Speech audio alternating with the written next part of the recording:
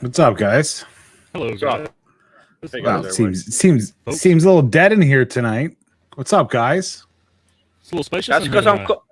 man. That's because I'm making pancakes and waffles, and we're gonna be serving it with some Molson maple syrup tonight. I think you guys titled the show a little bit, over the top, including I think you have a picture of Banff on there, which is not where I went. Well, let me tell you something. Well, that was Shane. You take that up. Hey, but seriously, I was doing some research on maple syrup. I didn't know that the Canadian. I guess for it to be Canadian, there's a certain Canadian words that have to. There's a whole formality. You just can't just say this is Canadian maple syrup and try to. There's a whole process to ensure that it is pure, man. Dude, I've said it. Yeah. They do it's a coloring. They color it, see what its purity is, and listen. Like I told you before on the show, we have maple syrup reserves. Do you guys have oil reserves? We have maple syrup reserves. So it's a serious business here in Canada. I saw like one of those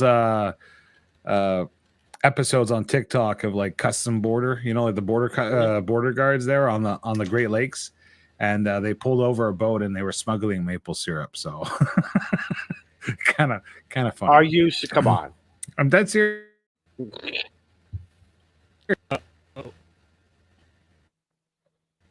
Uh-oh. Uh-oh. And then there was two. So, Joe, you got to do a lot of talking tonight. Hey. So, what'd you do? So I noticed you on the spotting page again. Was it yesterday? Did you go to a park? Today. Oh, Went to a park today. I went to a park today. So. And I was racking them in. I thought I was really going to do maybe 75 to 100. And then all of a sudden, the lawnmower guys came in. I had to stop what I was doing because I didn't want my coax to get run over. Right. And the guy was really That'd be cool. horrible. He's like, listen, I'll do your section later. I'll go over into another section. But he was still so loud. And I was picking up some interesting QRM from his mower. And then a whole bunch of kids started coming in and this and that. So I said, well, I'm just going to go to another park. But that never happened. So I ended up sitting there. I got a little son, showing off the dad bod. I don't know. No, I just wanted to get a little sun, man. Get a little vitamin D, feel good, and before I know it, it was. I had to go do my next chore. So, but I still had fun. I think I did 31, 32. Still had fun. Good. All right, Molson, are we back online? Do you hear me? 5'9". We weren't ready for that. Man. This little USB hub thing there just died on me. So too much Canadian energy going through that USB cable. So what did I miss? Well, that's what happens when you spill maple syrup over your components. Short your circuits out. That's right. What did I miss? Sorry about that. We're just saying how good you look. You got a brand new black T-shirt. So keep it going, man. Yeah. Sounds good. So, anyways, did you guys go through your week and all that? Yeah, Izzo coded, and my audio sucks, evidently. You got a little crackling. Y'all hear it? I think. A little crackling? Me. I think so. Well, Joe, I do like that Molson. Holy cripes. Holy smokes, Joe. Turn it down. I do like that moose, Joe. See, without Shane, we fall apart. It's true. Well, we don't. That's like a baseball team.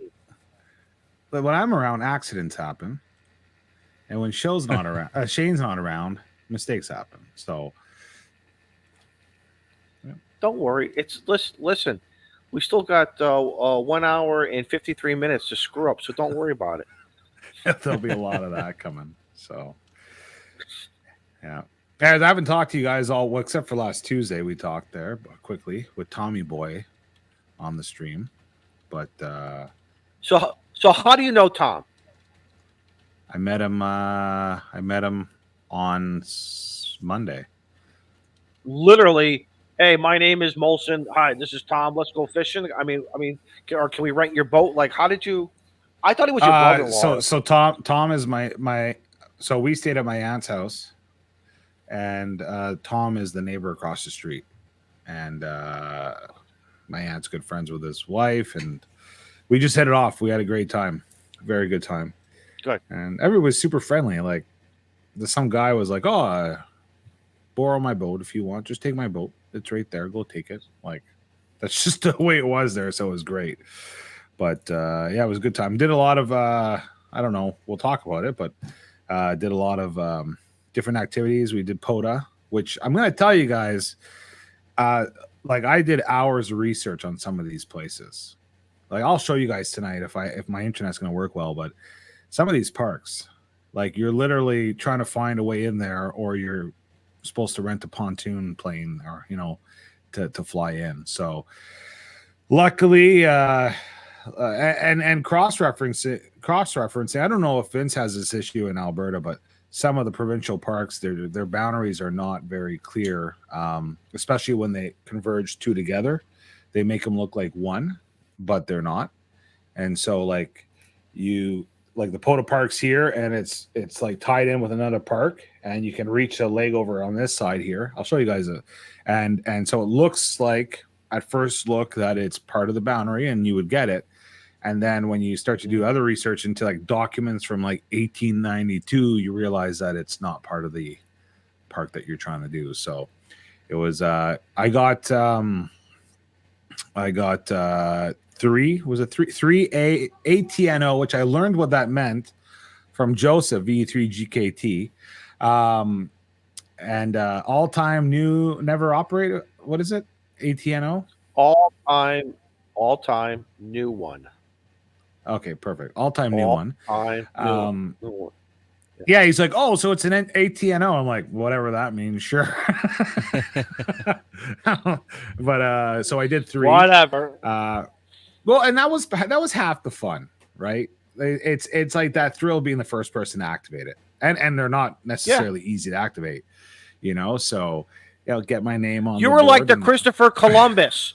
You were the Fernando Gaspacho or whatever. You were think of all of the New World explorers, Molson. It's like stepping foot for the first time on Sealand or the moon. And Ape, don't even go there. I said, oh boy, here comes Ape. You watch. He's gonna tell us it's fake. But no, seriously, man, you were like the discoverer of the new coming into the new world. Wow. Yeah. So you were the first face. About an hour ago, I released a little short clip. I have like 3 hours of video footage and a bunch of pictures. So I'm going to do a video, but I wanted to just put something out there because I knew we were talking about it tonight. So can I just play the 42-second little trailer that I have for hopefully what I'm going to do into a couple videos or maybe one long video? Does the chat want, if you want that, if the chat wants to see it so we can start the talk, put a 1 in the chat. But Joe Brett, I didn't hear how your week was. How was your week? It was the same as always. It was all right. Same old. Yeah. Didn't do much. Little yard work and everything. I released a video and some guy told me to clean that shit up. So I figured I'd manicure the yard a little bit. I saw that. Some people have anyways, we talk about it enough. I don't nothing to do. They have nothing. They have nothing to do, and they feel their opinion is above and beyond every. You know what I mean? I got to looking at it. I was like, I need to straighten that up. Yeah. I think we got enough ones. We got a no from the Ape, but I'll play it. It's 42 seconds long, and then we can get into it because he really wants to see it. He really wants to see it. Stupid jerkbait got inside my foot in that 3-prong thing. Fine. And then they caught a big fish. No, yeah. Right? No, I got the picture. Find them on Feet Finders. Yep, that's me. You're probably wondering how I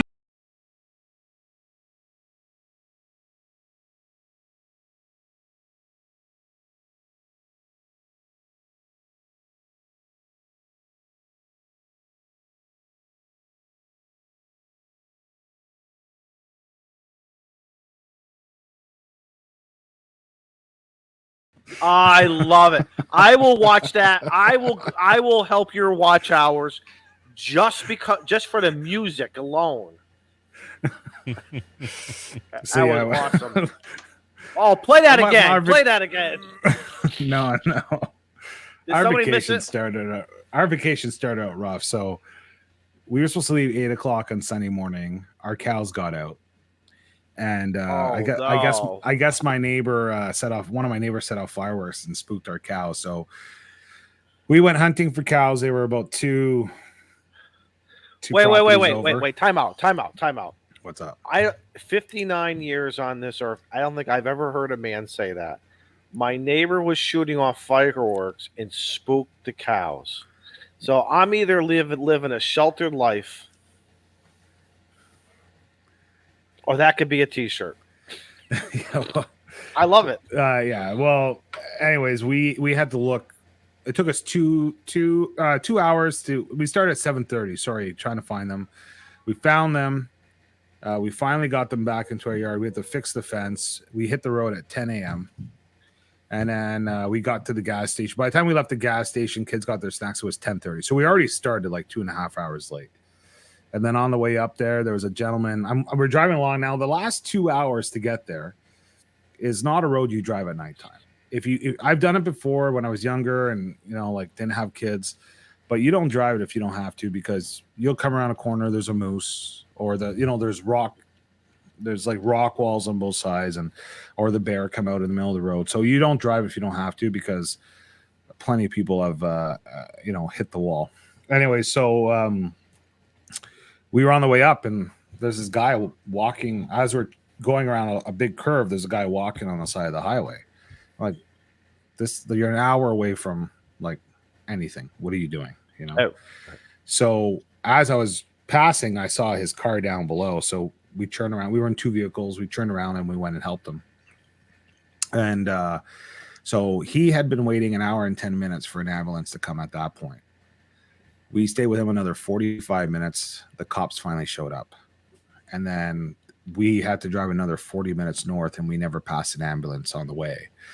So you get in an accident out there, you're talking about 2 to 3 hours wait time. So the guy, anyways, that was he's telling me, he's like, oh, I hit in the middle of the, when they pave the highways and there's like a ridge in the middle. He's like, oh, I hit the middle, and there was no ridge.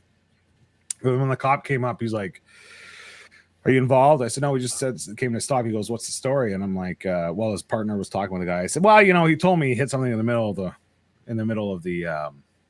road, but I call bullshit. He just came around too fast. He goes, yep. And that guy, he's pretty lucky that he survived out of there. So anyways, and then the next day. Hey, Molson, real quickly. There she is. Hello. Yeah. Hey, Molson, real quickly. No. We got to give a shout out to Mike there. Hey, Mike. Thanks, man. Yeah, that's cool. See, you get some cred when you get the ATNO. Yeah. No more of those multiple activators. I'm going for the fresh. Here comes all that Bitcoin now they're going to be sending us. Anyways, so Monday morning we wake up. And Monday morning we wake up, we get a phone call from the family watching our house saying that the cows got out again because the neighbors set off fireworks again on Sunday night. So we had to call in all the cavalry, everybody around, all our neighbors, and my son's boss. And then Monday night I'm at the hospital with my son. So that was the start of the week. So I was concerned about the rest of the week. But listen, sometimes when crazy stuff happens at the beginning, it's all one big move upward of fun stuff or more incredible messed up stuff. Well, see, I think with your luck, it's only going to go up. Oh, yeah, sure. Yeah. See, it usually happens in threes, which to me it happened in 3, so that was good. So there you go. And Douglas has a question for you. Yeah. Do you take your cattle to auction? No, we send them to a slaughterhouse, and we get our premium cuts. So. But anyway, so we did. I did a bunch of parks. I did 4. It's not. I had all intentions to do more, but you have to realize that I went to do. So on the way up, I did Driftwood Park, which has been activated before. It's a beautiful park. And then when I got up there the next day, I went into Lamut Provincial Park, Lamut Lake Provincial Park.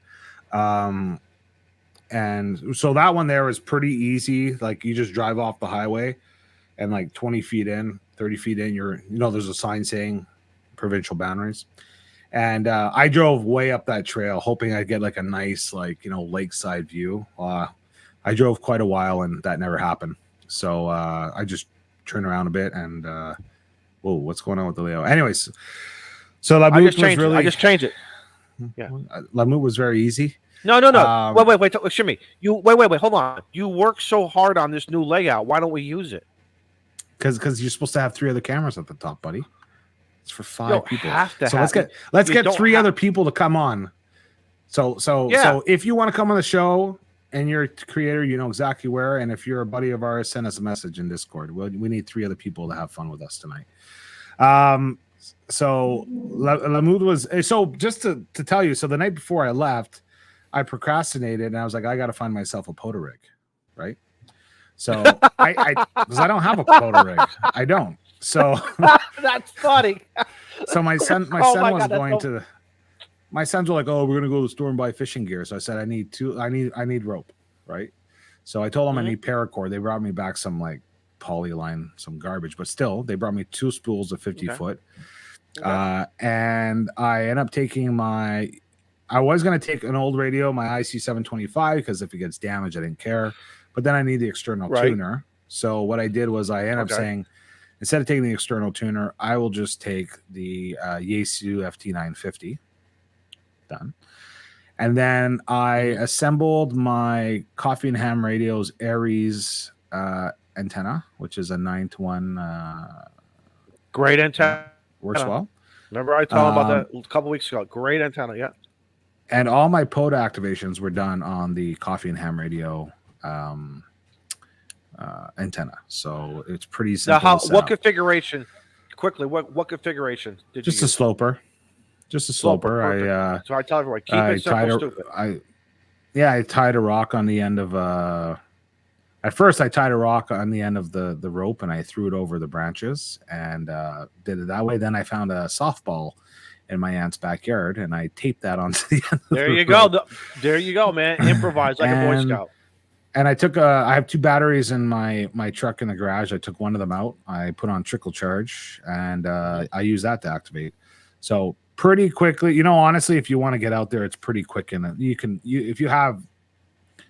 come up with something quickly. You don't have to spend a ton of money to go and do it. I just used what I had. And so anyways, yeah, that's right. Chuck said sloper 9-to-1. He's right. Yeah. So I made a lot worked of really well. Yeah. Honestly, I didn't. What I did was I just cut the links that I watched the Smoking Apes video just to get a little bit more details. I don't think that their QR code works on that. I don't know. It didn't work for me. But I just watched the Smoking Apes video. Pretty simple to do. By the way, Ape, I don't remember, but I think your plans are upside down or something like that. Anyways, I did with his video, and I just cut the 17.5 foot for the counterpoise, and I used the rest for the antenna. So I never tuned it. I never tweaked it, put it on the VNA. I just used it like that. So, and it worked well. I barely had to tune it. So it was pretty good. So Lamut Park was fun. Quick first activation for one that's never been activated before. Then I made a very ambitious plan. And that plan was to do 5 park activations in one day. And I'll pull up the POTA app website here. POTA.app, which is, I'm liking it more and more. So for those who don't know, I'm not a POTA fanatic, right? So you probably do know, but I'm not a POTA fanatic. So doing this adventure was quite, I have to admit, was fun. From somebody who hasn't drank the Kool-Aid or is not part of the cult, it was a lot of fun to do this. And Molson is like a regular MacGyver. He's right. Ape is right. Listen, it's pretty simple. It's not hard. Yeah, but I'll admit to you. So I had a coax. So that cabin over there is full of coax. Like the door won't even close. Mm-hmm. And so I was like, I need a coax. So I took I had like a 25-foot length of coax. I took it. I looked at the ends. They didn't look good. So I threw a soldering gun, solder, a crimper, and end connectors inside of in the box just in case. I was like, I need to change these, right? Emergency knows no holiday. That's right. All right, so let me pull this up here. I'm going to share the screen with you guys. Wow. And if any of you guys watch Star Questions, if they have any questions. Scott's asking if you used hammers during your activation. Yes, I did. Your POTA contacts. I did. So my first. So here's the problem with trying to do a YouTube video. I have my phone, right? So it's either hammers or record. So I paper logged my first one. Thankfully, I marked the time of the first contact, the time of like the 10th contact, and then the time of the last contact. So I was able to sort of, just go in some order of contacts for the timing, because from what I understand is a park to park has to be within a certain time frame. Hey, Frank. And park to park has to be in a certain. I'm not hearing you. One minute. No problem. A park to park has to be within I think 15 minutes. It was Joe Brett. And so, anyways, I was able to get it.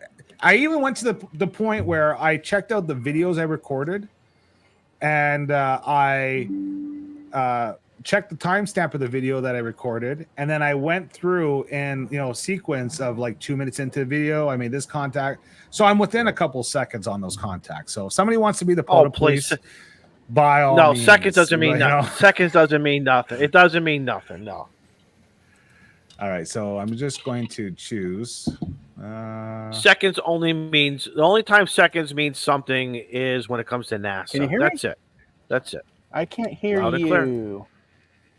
We hear you. You're 5'9". Frank. All right. Is my okay? So I was when we go up here. I was here at, as you guys know, right here at Matagami First Nations. So wait, hold on. A suggestion, Yeah. Molson, seriously, go up higher so we can give a reference first. Let's like where in Canada is this in relationship, like Michigan, New York, whatever, Wisconsin? Show us like the Great. Okay, I see the Great Lakes now. There you go. So the Great Lakes are there. So it's not like Perfect. It's not the Arctic Circle north, but it's there's not much. There's not much north of this in Ontario. So now is this all is where Indian? I was. Is this all Canadian? Is this all Canadian Indian reservations or? No, it's not. No. Okay, because you kept saying the res. Okay, because for a while you were saying the res. So I was on the res. So you see here it says Matagami 71. Yeah. Right. So that here is all right here is all res. Right. So that's where I'm so for those who don't know, that's your I'm heritage. a member of that. Yes. That's your Yeah. So I'm a member of that. That's so the reason why all right.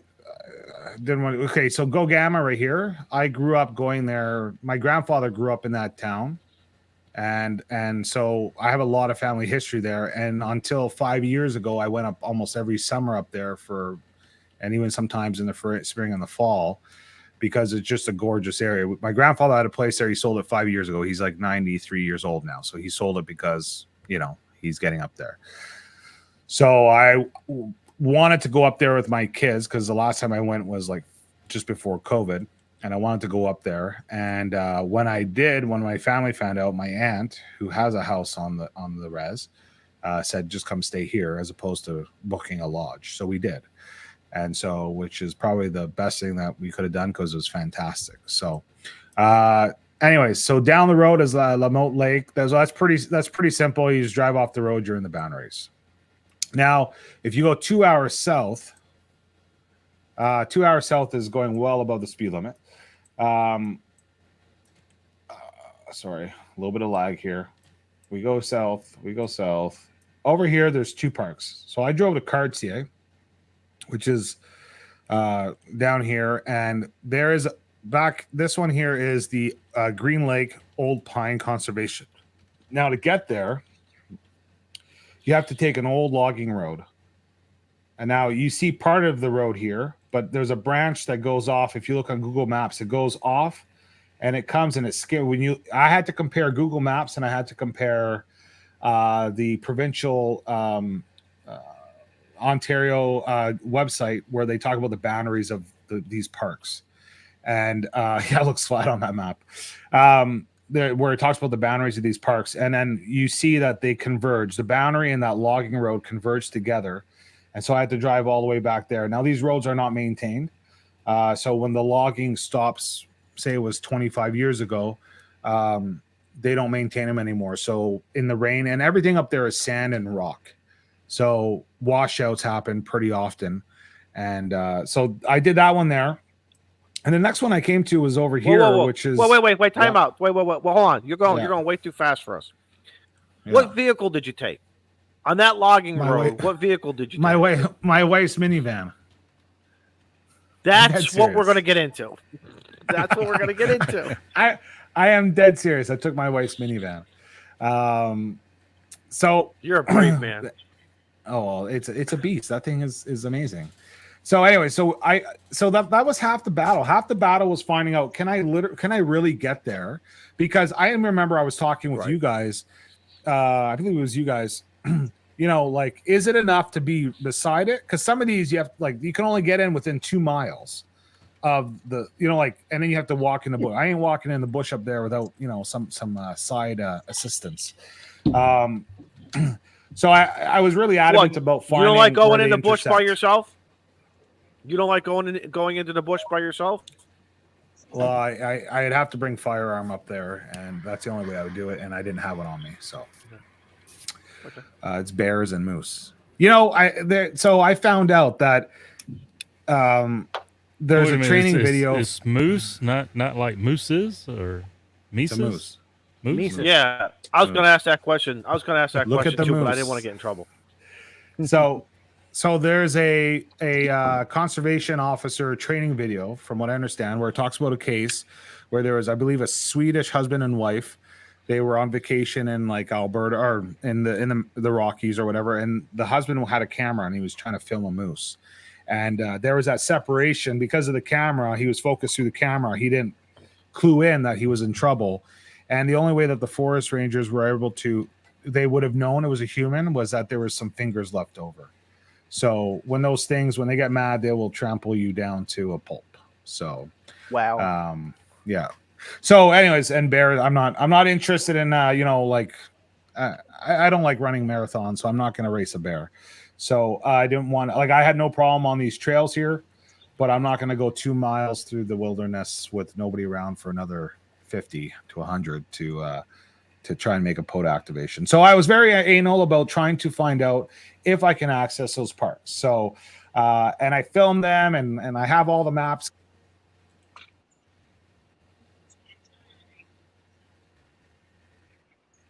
We lost your audio. Oh, our friends in the our friends in the chat there are chatting away. That's all I'm going to say. Yeah. Sorry about the troubles. I didn't get any audio. I think it's all fixed now. Good deal. Good to see you, Tank Radio, Frank, and hello, Frank. Hey, man, how are y'all doing? I saw the open invite. I was like, Frank. yes, I'm going to go outside and have a cigar with my buddy Izzo. There you go. This is like the Frank. It's like we got the Frank Army here tonight. This is great. Pretty much. It's awesome. Awesome. Well, we all know about Tank Radio. Let's take this moment. Tell us a little bit about Frank YouTube. KG6 NLW. Oh, thank you. Oh, I'm just a small YouTube channel. I just decided to get started on it, and I do mostly PODA and a little bit of soda here in California. I'm doing a little bit in Nevada too, but not that much. I'm a full-time railroad guy, so I'm always on the road somewhere. Right now, I'm in a motel room. Just woke up. Work is in like 4 hours. So tell us what there's a lot of radio stuff that goes on the railroad itself. There's enough stuff on the railroad. They're trying to cut back on radio usage as much as they can to basically yard operations and that sort of stuff. Mainline, it's getting really bad to the point where you only key up when you absolutely have to, where before it was, oh, you needed something, you keyed up and talked to whoever you needed to. Mm-hmm. Right. Interesting. I never heard that. That's interesting. And then we have, of course, the VHF band 159 to 161 something. See, on the railroad, we actually use channel numbers. You ask any of my coworkers, they don't know the frequency. You ask me, I go, oh yeah, that's 160.320, and and that's channel 14 on the railroad band. They just know, oh, it's 1414. Okay, we go to 14, we go to 30, we go to whatever. So we have that. We have 220, and then we have UHF. The same thing with marine bands. The users don't understand what the frequencies. They just know channel numbers, and Pretty it's supposed much. to be simplified for that purpose too. So Overly simplified. and Well, common thank user you, stuff, Frank. they don't Hey, need to know. Hey, no, but very seriously, Frank, we appreciate everything that you and others in your profession do in the rail service because a lot of people don't know without the rails and without the trucking and shipping, and and we might as well just throw in the airlines a little bit, but we know products get moved from point A to point B to point C to the stores to the distribution centers to our homes because of people like you in your industries. So we have to say thank Absolutely. you because, man, we are so deeply appreciated. And I say that very, very, very sincerely. I support thank all you. you guys and all your efforts. So thank you. Well, I will say this: if it ever comes to be, tell everybody 2-man crews are necessary. Are they looking Okay. at one-man crew? The Union, I'm not on Union Pacific, I'm on Burlington Northern, but Union Pacific is trying to push that again. They're like, oh, well, you only need one guy in the cab and we can send somebody out with a truck. They're actually trying that in Wyoming right now. We have Doug. I see some. Douglas. I see some Hold on, safety I gotta bring issues. Doug Go on. ahead, Molson. Oops. Where's Doug?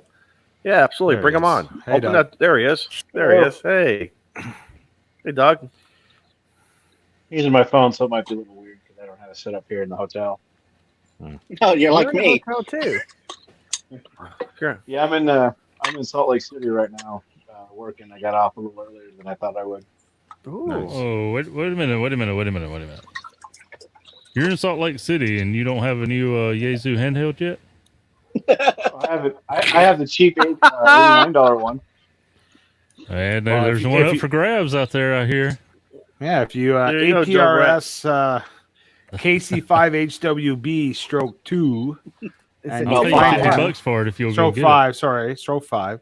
If you find him, you can you will or can it. win. You an will. HD. He said he'll give it to you. You better shut that Yeah, off. I think it after was somebody wins Sunday. it, or he'll be giving a lot away. And I'm going to put this out here. Anybody that does find it, DM me in Discord or email me. I'm good on QRZ. I'll give you $50 for it. That's pure $50 profit, man. I'll throw in 75. That'd cover the gas chasing him down. Yeah, there you go, Joe. Thank you. It's not hard to chase them down. It's hard to spot them. You got to look down. Oh, Frank. Oh man, this show is being recorded. You know that he's gonna hit you for that one. Dave says, Daniel, Jason avoids potoing where there are a lot of alligators. That's smart. Very That's smart. why I went up to Portland. Yeah. All right, so I'm back with a different mic. I don't know. Listen, I unplugged when I took that FT950. I unplugged everything, so that's it. I'm going. So I don't know what's going on here, but You sound good, Molson. Seriously, at least I have audio now. keep it going. Anyway, so Keep the next one I did was Cartier Marine Conservation, which is VE 1343. And that one there, so there were 3 trails I saw on Google Maps, and 2 of them when I drove in, and it's a small town, right? So here's a vehicle that's not known around here, driving through, like poking at, like looking at houses, because it's like it was supposed to be between houses, and it wasn't there at all. So I had to go to the post office, and I asked the lady, she goes, I don't know anything about a conservation reserve around here. And so finally, she's like, oh, are you talking about going to such and such lake? I said, yeah. She goes, go beside the fire department. There's a very narrow path. And so I was like, oh. And then I realized that, yes, there was another entrance. So this back of the woods little path around, and I got into that park there and activated. But so I was supposed to leave at 8 o'clock in the morning, and I had some work to do for work. And so I only left at like 11, 11:15, 11:30. And I had dinner plans that night, Thursday night. We invited like a bunch of people over. We were going to cook them supper. So my wife's like, you better be back to help cook. So everybody was supposed to be there for 5. By the time I got out of the bush, I was getting gas at 3:30.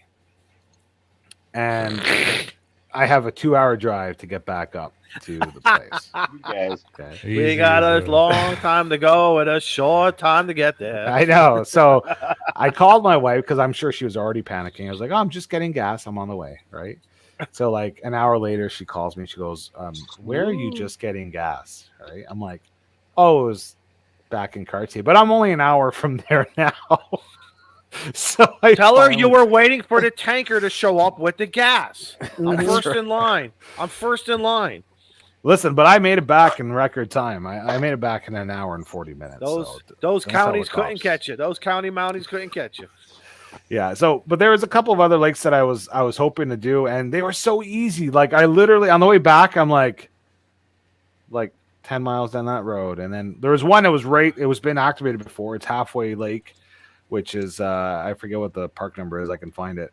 But it's literally the highway goes for maybe 5 miles through it, and there's a pull off with a beautiful view. It would have been like so easy to activate.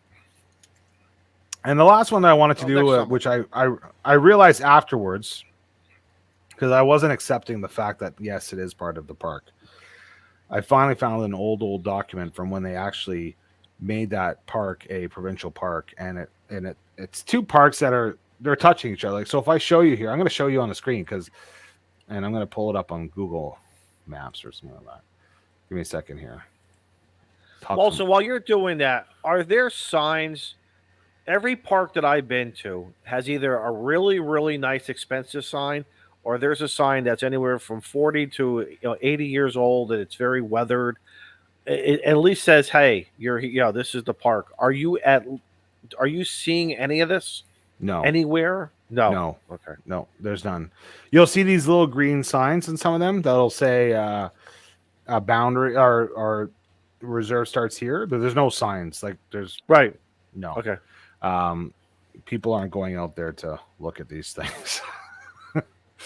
So I'm trying to. I didn't know if there's a parking area, and hey, but if the sign says this is where it starts, that means you take 1 foot in, 1 step in, you're in the park. No, there's no signs at all, unfortunately. Hold on. All right, let's see if I can find it here. Do I still have my screen being shared? No. Yes, I do. We have to. Well, it's not on the live. Yeah, hold on a second here. Producing. There we go. There we are. Do you see it? Yeah. Okay, yes. I don't see it. My camera's lagging. There you go. So where am I? Okay, so you see here it says Bisco Tasting right here. I don't know if you see that. Yep. Right, and it says Bisco Tasting Lake Provincial Park. And then Yep. here, if you look, it comes down, and then see the green is defining the park. And if you look on, if you go on the Ontario government website, it shows the same layout. But the part, so if you see here, there's a stream that comes up or a lake that comes up, and it comes right beside the highway right here. All right, and so. And if you go there, there's a pull off. I don't know if we're going to see it. Yeah, you see there's a little road that's right there. It's a logging road. And hey, you're in the park. You're in the park. Yeah. Right. But the problem is if you go a little bit south of there, if we go just a little bit south of here, we have Spanish River Provincial Park. Right. So it's tying the two together into one. That green, if you go on the Ontario provincial website, it ties them into as well together. And so the question is, okay, is the Biscotese Lake, is it broken here and everything north is part of this one, or is like where is it defined? And finally I found a document that really isolated Biscotese Lake right up to like the neck right here. That's Biscotese Lake up here. And then everything here, all of this belongs to Spanish River Lake, River Provincial Park. So I don't know. I'm happy I didn't activate it because I wouldn't have had the opportunity. And I did like hours of research beforehand, and I still wasn't able to figure it out. I had messaged Joseph V through GKT, and because that guy is a POTA genius. He's a smart guy. We all trust him. So I was like, hey, what is your thoughts on it? And really, I'm happy I didn't make it to that one, because it would have sucked to call CQ. This is CQ POTA Park V, whatever it is, and then to turn around and realize I wasn't in the park. I don't know. What do you guys think in the comments? Like, because at first glance, when you look at a lot of the doc, like I can even pull it up. Maybe I can. Let's see here.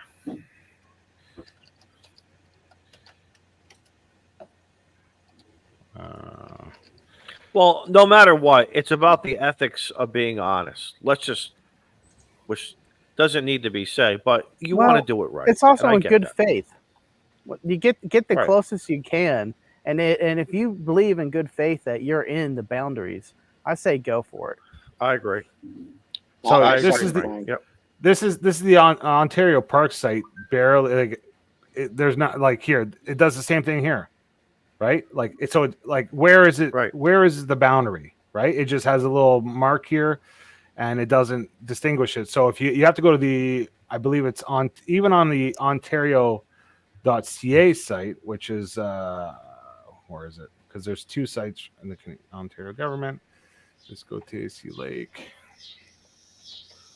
Provincial Park. There was a drop down that showed boundary map. Yeah, because I literally Googled it like that too. Yeah.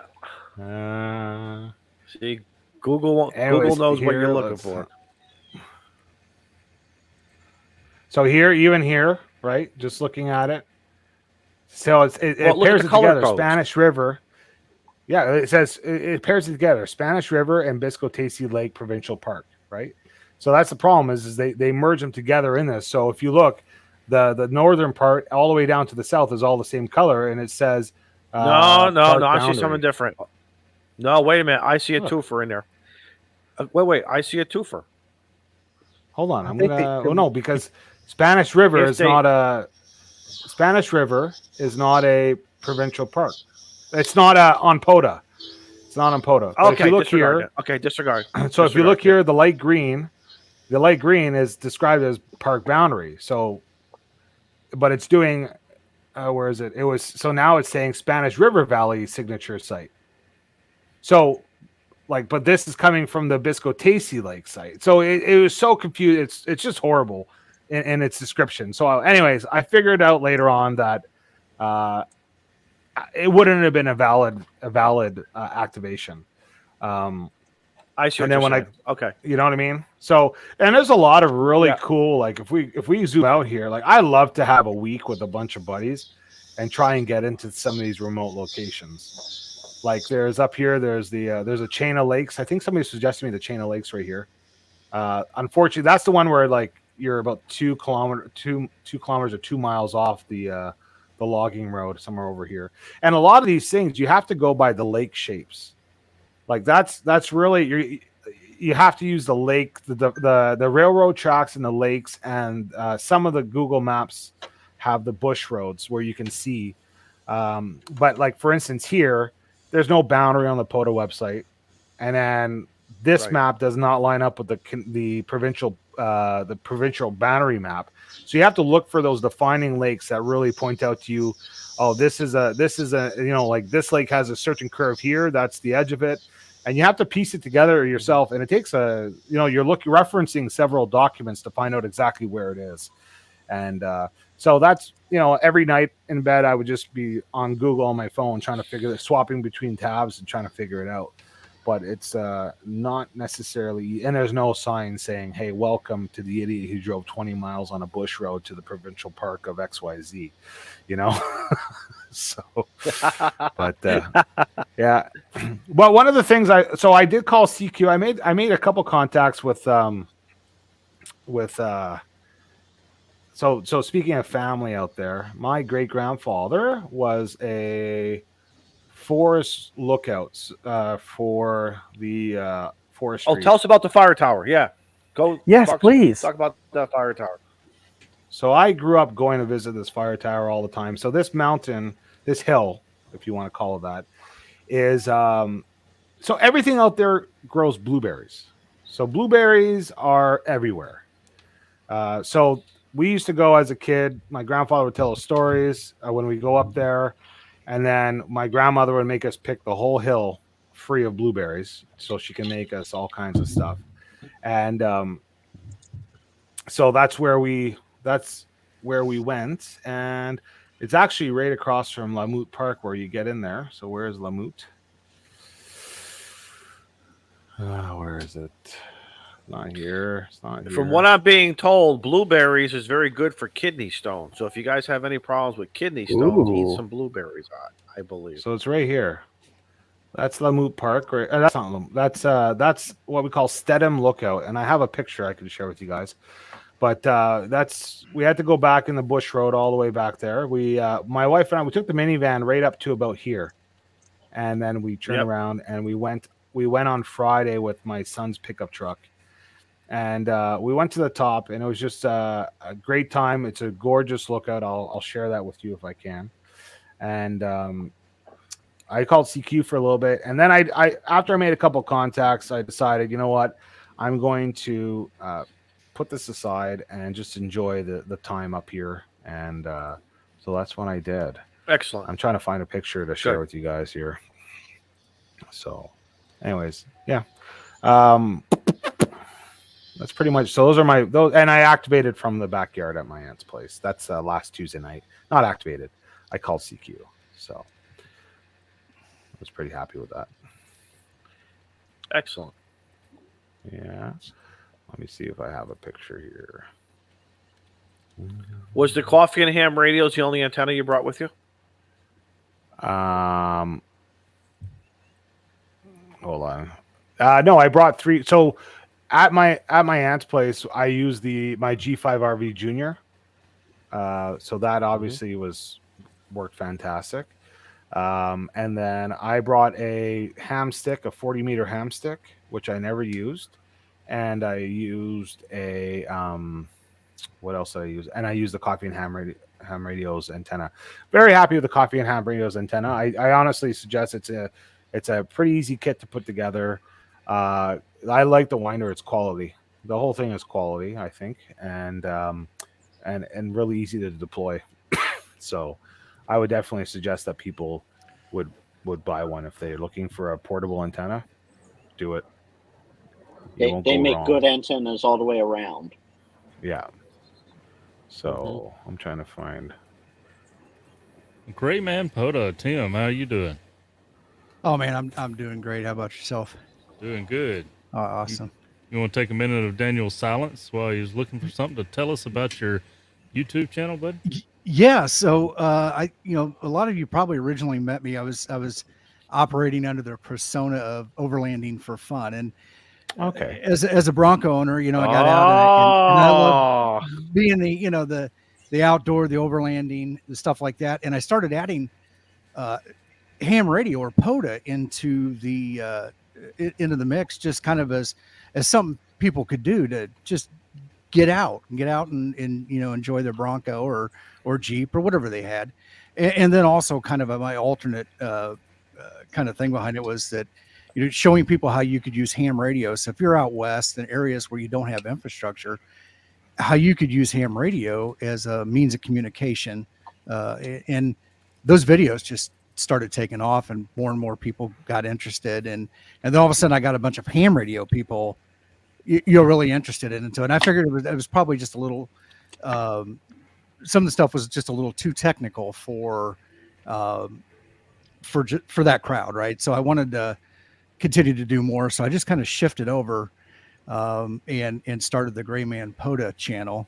And that kind of goes back. I don't know if you guys have noticed, you flip through Facebook, you see these things, these guys that want to make this, I'll say a field day event out of a POTA activation where they want to bring in the press and, have the searchlights and all this other stuff. And I'm just like, look, go in, go have fun, go do your thing and get on out. So that's kind of the Gray Man POTA, but there gave me an opportunity to start getting more in depth. My background is electronics and it's what I went to school for in the Navy. And so I've been in IT for almost 30 years now, but there's a lot of fun stuff to do. And so POTA is kind of where I've been starting this new channel. So now I'm trying to balance putting content out for 2 channels, but it's fun. Is Gray Man fair to or a reference to your beard, or it could be, because I challenge anybody. I think I've got probably one of the best beards, one of the best beards in ham radio. Dude, you have an awesome beard. I love it. I was kind of hoping you would go into the term gray man. Is it the prepping term gray man?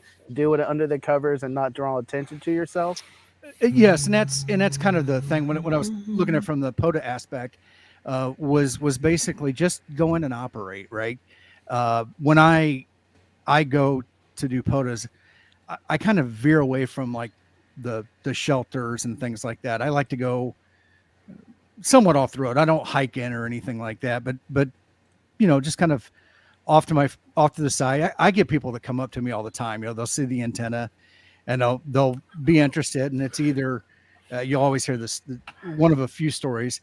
This is something I did as a kid, or this is something that like my grandfather or somebody had done, and they'll sit there and just reminisce, great memories. And so I enjoy being an ambassador to the hobby in that aspect. But some of these people, like I said, they want to put up the banner, the flyer, bring in the searchlights, have a police escort with the park rangers and everything like that. And it's like, look, I heard it's not either. Yeah, it's not that that's a bad thing, and I don't discourage people from being good stewards, but sometimes I think somebody pointed it out to one person. It's not so much that we need to ask for permission or anything like that. I mean, if it's in the rules, the POTA rules are pretty clear. Follow the park's rules. If that's what it is, follow it. But on the other side of that, if you go in and start asking a bunch of questions and they don't have the answers to them, first thing they're going to say is no. So right. I go back to that old thing that we all learned. It's better to ask for forgiveness than permission. So now, if you've been with Mike, the park rangers will escort him out there, but I think it's more to keep the public away from him. There you go. His personality. Yes. He is like the Elvis now. You know that. He is like the Elvis. So So I got those pictures for you, Izzo. And then put them up. So I just took, this was on the way up. I just thought it was beautiful. So this is on the way up. I love the framing of that. Yeah. Oh, that's a great picture, man. So this is that's a QSL card. That's nice. This is right before you can get to the top. So this tower has been out of service for quite a few years. So this is about 10 miles from the town of Gogama. So back in the day, my great grandfather, they used to drive them. There was no roads up there, like just used to be railroad the way you got through. And so he would get dropped off about 2 miles out of town, and then he had to take do an 8-mile portage and canoe trip to get to this lookout. And it used to take him the whole day to get there. And so that's the structure of the tower. It's been changed since that structure's been changed since he's operated it, but that's the same location and everything. So this is right at the bottom. Like, this is up the hill, but the last little bit is pretty rough. I don't know if you remember in the little trailer video I did, we were walking down this rocky sort of path. That's the last bit of this path here. So we had to walk up it. I wasn't going to drive up, but that's when you get to the top there. Obviously, it's a lookout that hasn't been used a couple. Wow. It's a lookout that hasn't been used in a couple of years. So some of the trees up on the top have not been trimmed. But this is the looking out across. Sky. It looks pretty flat, Ape? Looks pretty flat. So this is standing back. I just got that. I'm sorry. I'm just almost at the base of the tower where I set up to I use the tower structure. I ran a rope over top of it and did a sloper to just call CQ. So that's the base of the tower. There used to be a little house on the top, a little hut on the top. They used to climb up, and and operate there. So Okay, so that's an actual lookout tower up. Can it you get was, up yeah. there? Yeah. I'm sure you could if you wanted to, and I wouldn't suggest it. So, So the state forest behind me, that I live right outside of the property. They actually have a lookout tower up there. I'm not sure when they redid the building on top, but they've got it fenced off. They allow people to go up, but it's kind of with a park ranger or somebody there to make sure there's no shenanigans or anything. Right. Yeah. So that's guys. There are that's various websites available of all the fire towers, around up in the Northeast. You can do a whole history of the ones that are still standing, maintained, others that are not decommissioned. Just be careful, guys, with anything that has been decommissioned or even so, don't get yourself hurt. Yes, enjoy the beauty, enjoy it, but you don't got to be the evil Knievel to go climb the tower. Please, guys, let's. Well, enjoy I know it. that It's open to tower the public. That's what I was asking. Not just scaling it yourself. Some of those towers are open. Oh, so here we just went right up. Yes, correct. There's no this tower here. There's no barricades or anything like that. It's a common place for people who are local, and there's not a lot. They go up there and they just look out. It's a beautiful site to go and look, and blueberry pick too. I have a video of the path going down, and it's just the whole side of the hill is blueberries. But so yeah, we went up there, and that tower structure is at least 30 years old because it's the same structure from when I was a kid. So from what I remember, like when I was a kid going up there, it's the same structure. So I wouldn't want to climb it anyways, but anyway, so I called CQ from there, and then I made, I think, 3-4 contacts, and then I was like, that's enough. I'm just going to enjoy it. The rest of my family was sitting down, a little bit further and eating lunch. So I just, I think I made contact with mostly Clubhouse guys, and then I just said, that's enough.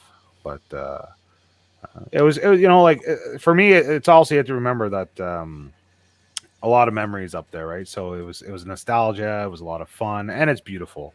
It's gorgeous. My kids are they're still talking about it. They're like, Dad, thanks for taking me, because there's so much to do up there, right? And it's cool because there's like a little museum in town. So it's the smallest little museum, and half the museum is my family history. So you have to realize that my great grandfather was one of the fur traders with the Hudson Bay Company, right? And so he used to travel all the way from Hudson Bay, all the way down. He would trade with all the Indians all the way along. And then he would, he was there in the beginning, And so then he married the chief's daughter. And so my whole family in that area has a lot of history. The main town in Gogama is my mom's maiden name and her grandfather's name, and so and then you go there and all the old timers are telling you 1,001 stories, and my son was asking this guy, he's like 81 years old, he's like, oh, back when you were younger, what was your bet, what did you buy, what kind of things did you buy? He's like, well, I bought my first chainsaw at 16. It was a Pioneer chainsaw, and I remember when I started that thing up, I was able to cut 650 trees a day for the logging service. And and I love it. Really? Oh, I love that stuff. Really? I love it. Not exactly sure what he got himself into there, huh? So that was a lot of fun. Anyway, so that's that. So not to drag the whole show about it. Obviously, I'm going to do some video. I don't know how I'm going to do my video. I have a whole bunch of clips, and I got to figure out how to make it interesting. And yeah, so that's that. Jody is in rare form tonight again. So for those watching the podcast, which is a very, very, very, very, listening to the podcast, this is a very visual show. But Jody says Molson's grandfather chased the Sasquatch out of Ontario to the Western Forest. That's right. Mm-hmm. So, and then we have Kilo Golf 6 Hotel Lima Whiskey says, Jody, that needs a fat check. So anyway, so that's my story, and I'm sticking to it. It was a lot of fun, and that's that. Jealous, man. I am completely jealous. Thank you for sharing those pictures. They were beautiful, and you got the great weather. for all those photos. Yeah, no, I'm very happy with the weather because but it got pretty cold some nights, like pretty cold. Like I had to use a blanket, but I'm going back up. I might be going back up in September because I was invited to go partridge hunting in September by one of the elders, and so maybe I'll do some POTA then, and then I am definitely going back up in October because I'm going moose hunting in October. So, look at that! Yeah, so isn't today the first day of fall for you guys? I don't know. I don't follow that stuff. I'm busy working. I'm like, no, it's not sweater weather yet. So not sweater weather. But you already got the pumpkin spice, right? At Tim Hortons. Oh, that stuff's nasty. I ain't drinking that. Yeah. Well, even on the days that it's like overcast or a little bit rainy, if it's just finished raining, those are the perfect times to get the colors to pop from the rocks and the foliage. It knocks all that dust off. I had some of my favorite pictures. I was bummed the entire day, and it finally stops raining, and I just like, screw it. I'm just going to capture a couple of photos here and there, and those always turn out like the favorites of the trip. Yeah. But what's really cool about up there is the air smells sweet. Like it's got a sweet smell because it's so full of blueberries. It's when you drive, there's like that sort of blueberry sweet smell when you have your window open at this time of year. So it's pretty cool. Pretty cool. I think everybody should go up there. Now, looking at the map, I asked you for a reason because I'm a map guy, and I know many others are in reference. So where you were, have you gone further north? And I'm not sure how much further is the Arctic Circle, but have you gone further north from that current location? And what's it like? Is it similar? Is that area similar to southern Canada or no? No, it's not. It's not even close to southern Canada. Like I said, it's all sand and rock, right? So down here where I am, it's all dirt, right? So it's literally just sand everywhere. There's no dirt, just sand. And very different than pretty much 3 hours north of where I live right now. It starts to go into sand and rock. So you have to if you look at the map, Quebec, there's areas that are higher, and then when you go into Alberta, then you have Yukon. But right where I am, that sliver, I think you can go another, not as the crow flies, but another 2.5 hours north. And then from there, you have to take a 5-hour train to get to Moose Factory. And Moose Factory is right in the mouth of the Hudson's Bay, right in James Bay. So that's, I think, the furthest you can go before you have to go on a plane in my area. But there's other areas that it's different. So, yeah. So, Canada's, going back to what Izzo said earlier with what you just said. Trains. You got to take them to get anywhere. Yeah. So when back in I think when did the Queen visit Canada? I think it's like 1940, something like that. The Queen visited Canada, and she had to take the train across Canada, and the train stopped in that little town. And my grandfather saw the Queen come off, and she said hi to everybody, and then she got back on. And my grandfather has a funny story about how there was a girl who was supposed to present something to the Queen. Her and her husband or something that were there, and it was supposed to present them a present, and she was told she couldn't do the presentation because her dress didn't look nice enough, and they gave it to somebody else to do. And so that was but that was so there used to be no roads up to that area, right? So you have to take the train, and a lot of those areas it's still the train. There's a lot of POTA parks right off the edge of the trains, and actually what happens up there is there's a lot of outfitters. Like there's in Cartier where I was, there's outfitters that will you can book a trip with them, whether it's a canoe trip for 3 days, and they will coordinate with the train. The train will stop in Cartier. Will get you. They have their own car on the back of the train. They put all the boats into there, like the canoes in there, and then they will go down the track. And then when they come to the lake that you're supposed to stop, they will stop. They will get you off your equipment off, and then you're in the wilderness alone. And then they'll keep going to the next one, and they'll do these custom drop offs at these parks or lakes if they pass them. That needs to be one of our trips.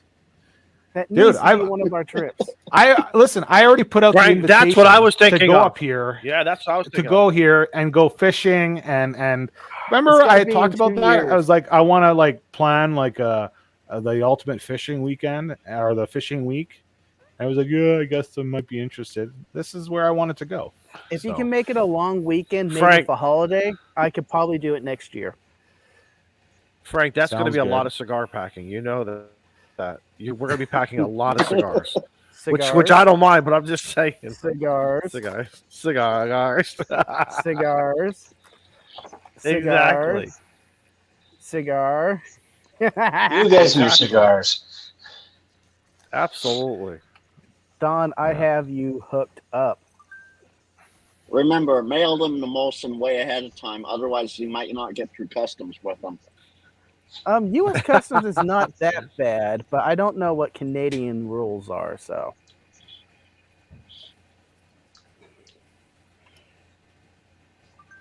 sorry, Canadian rules for what? cigars and customs. I'm sure I if don't it's know. under 100 or so, we'll be fine. All right, 99. Yeah, pretty much. So here, I'll just show you, Izzo, to answer your question, and then we can move on to something else here if you want to. I don't know if our viewers are getting bored of my talk about Canada's wilderness and bears and The rest moose. of us like Poda and wilderness. Yeah, let me see if I can share this map here. I'll add to the stream. So this is where I went to the hospital here with my son, which is in Timmins, Ontario, right? And so you can drive and then you head west this way here. So if you go to, I think it's Cochrane here. My aunt, she works up here near Moosonee. And this, if you zoom out,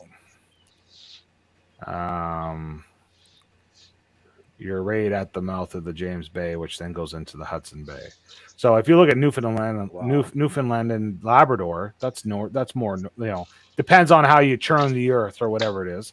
But optically, it looks, it's higher than what I am. But it's just, and Edmonton looks higher than what I am. Now I don't know what the latitude is and all that stuff there, but it's not the most remote area. If you go up to here, Nunavut and Kugluktuk and Kimmeroot, which is up here, we have people up in there, in these areas here. So and over here northwest and in Yukon. So it's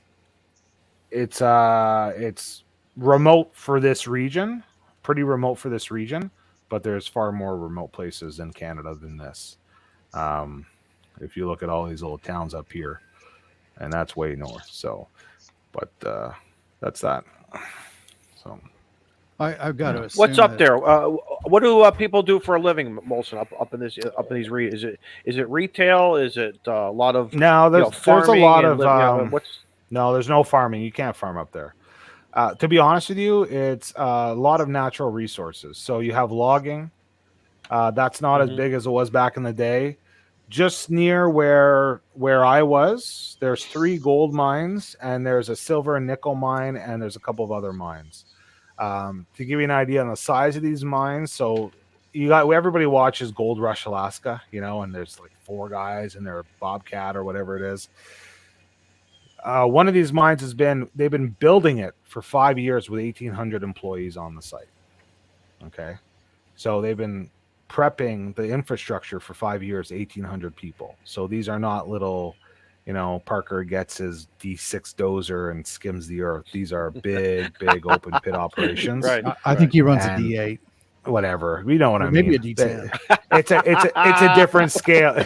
It's a different scale when you have 1,800 people for 5 years just building the cafe and the dormitories and some of the other stuff. So it's these are big mines. So there's 3 gold mines that I remember, maybe a 4th one, and that's all in the direct vicinity of where I was. Within, say, about 40 miles. And then there's more elsewhere. If you go to Timmins, where we went to the hospital, they that's all they do is equip mines and the lumber mills and stuff like that. So that's a lot of the activity in those northern regions. And then there's also a lot of outfitters in those northern regions. So that's what's up there. Besides for that, there's nothing. How about Dairy Queen? They don't. No, there's no Dairy Queen. No. Well, there could be one in Timmins. I didn't. No, seriously. I don't know. I didn't look. We can Google it. But listen, when I went up, my wife went up grocery shopping the Timmins like I think once or twice. When I went to the hospital on Monday night, we got there just when it got dark, so like at 9:30. We got to the hospital, and that's really cool. So when I drove into there, so all the way up, I brought my FT5D, and as we were driving, I had repeater book, and I was checking out Mattawa repeaters. I was checking out North Bay repeaters, Sudbury repeaters. They were all dead.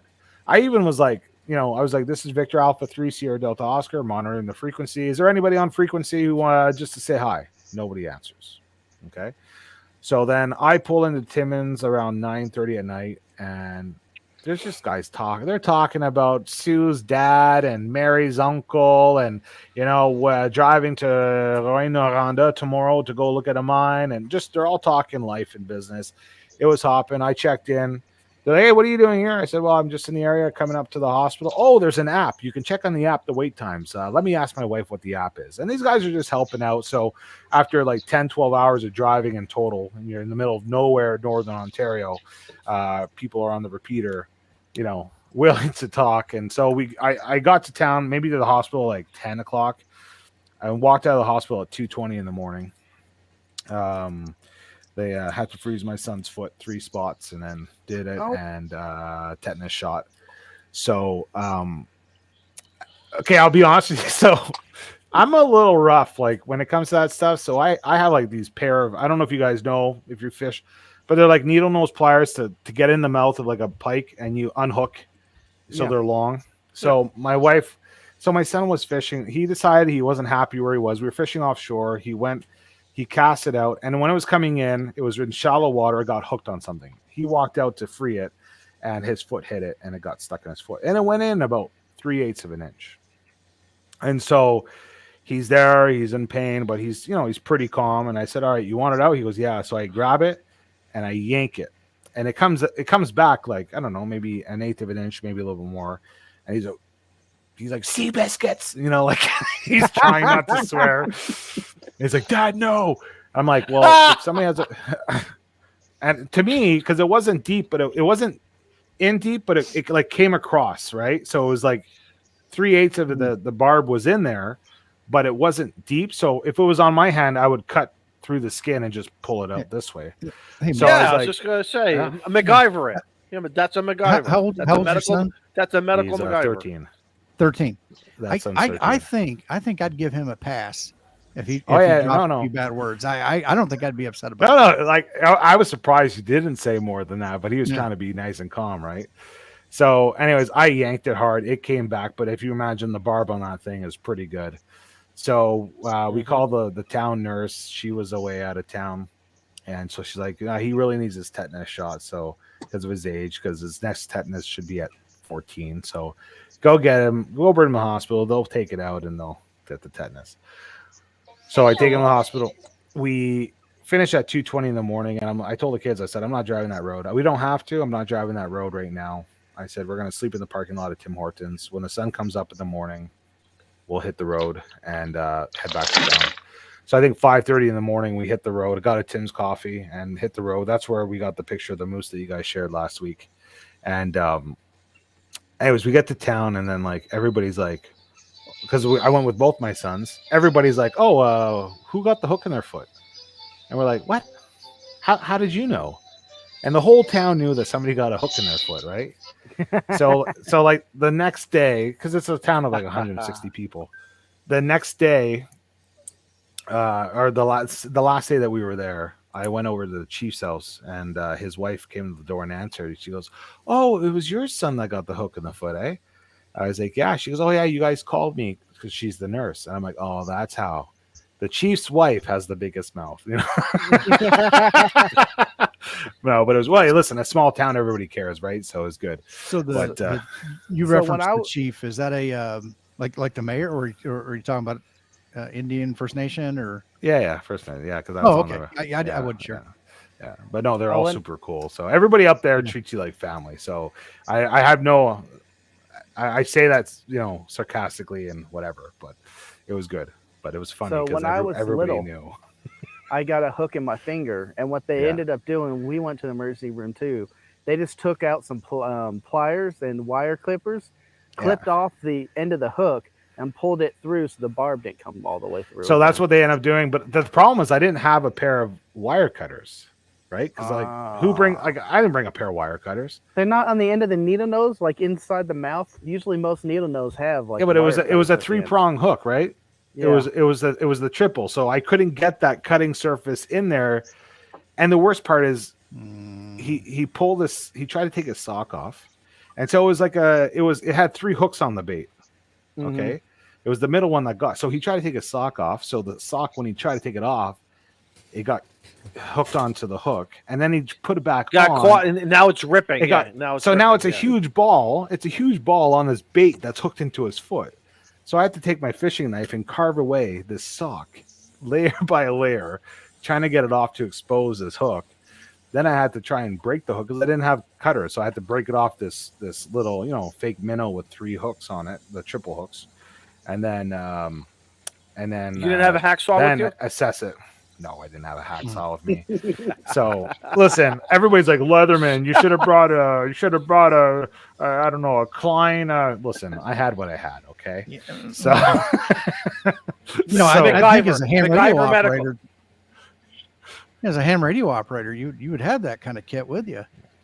I use my teeth for everything. Or a Boy Scout. That's a Canadian. I'll just use my teeth. That's what a guy for medical here. No, he's like, we'll pour some maple syrup on it. You'll be all right. Yeah. But anyway, so that was a fun experience. Abe said he would just take the foot. Abe was just taking the foot. Yeah. Well, no, he didn't have a hacksaw. I didn't have any. I had a pair of not side cutters, but pliers that had the integrated cutters, like Tank was saying. And the only area I could reach was the main hook where you tie on, and I couldn't get through it because you're right up against the foot and the sock, and then so it was really hard. So when we got to the hospital, the doctor, he's like, we get this all the time. Comes back with a pair of side cutters and a pair of pliers, and I'm like, oh, did you go to your maintenance closet to get those tools? He's like, yep, pretty much. Now we know. But, bring the blowtorch next for September and October. You'll be fine. Got one right here. You never know. Yeah, no, fire wasn't an issue. Fire was not an issue, but yeah. Anyway, so that's pretty much it. I don't know if there's anything else. Guess what? 20, 30 years from now, you know what? Your son's going to be telling some great stories. He's going to mention that one. And it's, again, these are all good memories, man. And that's important. That's important, man. You're a good dad. You're a good dad. Yeah. No, and Tom from last week. Afterwards, I tell you guys afterwards, I'm like, hey, Tom, you're famous. He's like, well, then you guys can call me Tommy Boy. So yes. I told you we got to get him on this show. I told you next few weeks, let's get him on the show. That guy's pretty. He has a really cool hobby, and he restores and refurbishes long arms, firearms. Very cool. Mm-hmm. Very cool setup he has. Re-rifling the barrel and everything, and yeah, pretty neat. So, anyways, but that's the story, and I'm sticking to it, and I got nothing else to add. So, yeah. Any questions or no? You're all good. I hope you're good because that's an hour. And got any questions, guys? Sure. Anybody in the chat, just start the first word question, colon, or semicolon. I don't even type away there. The problem is I just talked for an hour and 20 minutes or an hour and save 10 minutes about this. I don't even know if I'm gonna have a video that's I don't know. That's the problem. Do the video. You're talking. Videos show it. People will go back and watch the video and see it firsthand with the video footage. We want to see that video. Your trailer was amazing. I had to go back and watch it. I heard about it, and I pulled the stream up, and I found it, and I was like, "That awesome! I'm looking forward to the video. Still do it. Yeah. It makes you hungry. It makes you hungry for more. Mm-hmm. Yeah. Mm-hmm. You know what's really cool? So here's something that's really cool.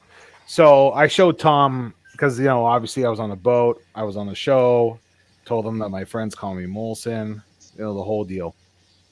And he texted me, he goes, "Coming for a Molson?" Anyways, so I showed him, and I'm there, and there's we're listening to a guy in the backyard who's talking in California, 5'9" plus, right? And so he's like, "This is crazy. This is cool." And then my aunt, very much like Steve used to do, she works with kids up in Moose Factory. If you saw on the map how high it is, it's pretty. Moose Factory is quite remote, and she teaches kids, and she's like, "This would be amazing to teach the kids." Because I was telling her that it's cool, but it can be difficult to get your license, but kids schools talk to the ISS, and they learn electronics, and they learn to communicate with people, and like just going through all the benefits of it. She's like, this for remote areas would be fantastic to get into the schools and to teach them. So she actually wants me to find her a contact to introduce to the school system to try and bring this to remote locations so that schools can have an experience with learning new things, and kind of it's fun, talk with the ISS, and Absolutely. talk to people around the world. So it was kind of cool to just show people ham radio and what it brings to the table. And did you catch Kyle's live stream? I didn't have the opportunity because I believe I was driving. Yeah, he I can't think of the guy's name off the top of my head, but Steve ARRL that Steve Yeah, K5 ATA or something. they teach the teachers over the summer, all about ham radio and stuff like that, so they can take it back and incorporate it into their classrooms.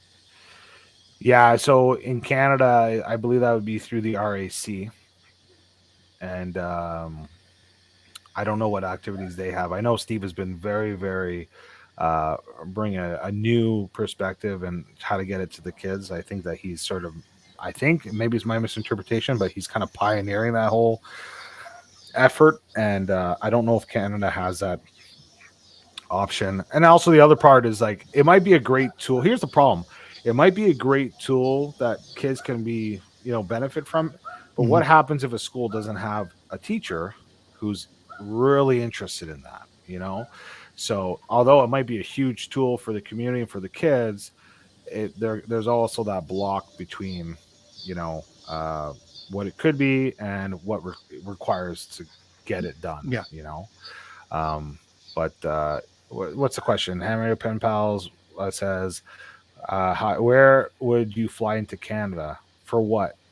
To go to that area, to go to I know I'm dead serious. I don't like to go there. Is that what you're asking, Paul? I don't know.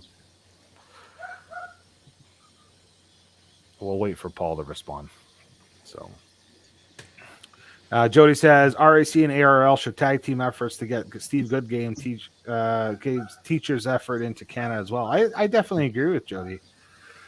I think a lot of kids would enjoy doing something like that, especially in today's world where, video games and introverts are, it's an outlet that allows for people to stay busy and to have a good time and to socialize. So, yeah. The one thing about that, I have an adult son and I've got some younger ones still at home, but for 10 years, my son just looked at me like I was stupid. And he was always like, "Oh, Dad, I can call my buddy, wherever, and you don't have to go through all this stuff." And a couple months ago, he goes to me, he says, "Dad, I kind of think I want to get my ham radio license." And I just kind of looked at, I gave him a side eye and walked away. I'm just like, "You got to be kidding me!" But yeah, it is great, and I think a lot of kids, there are kids out there that love STEM.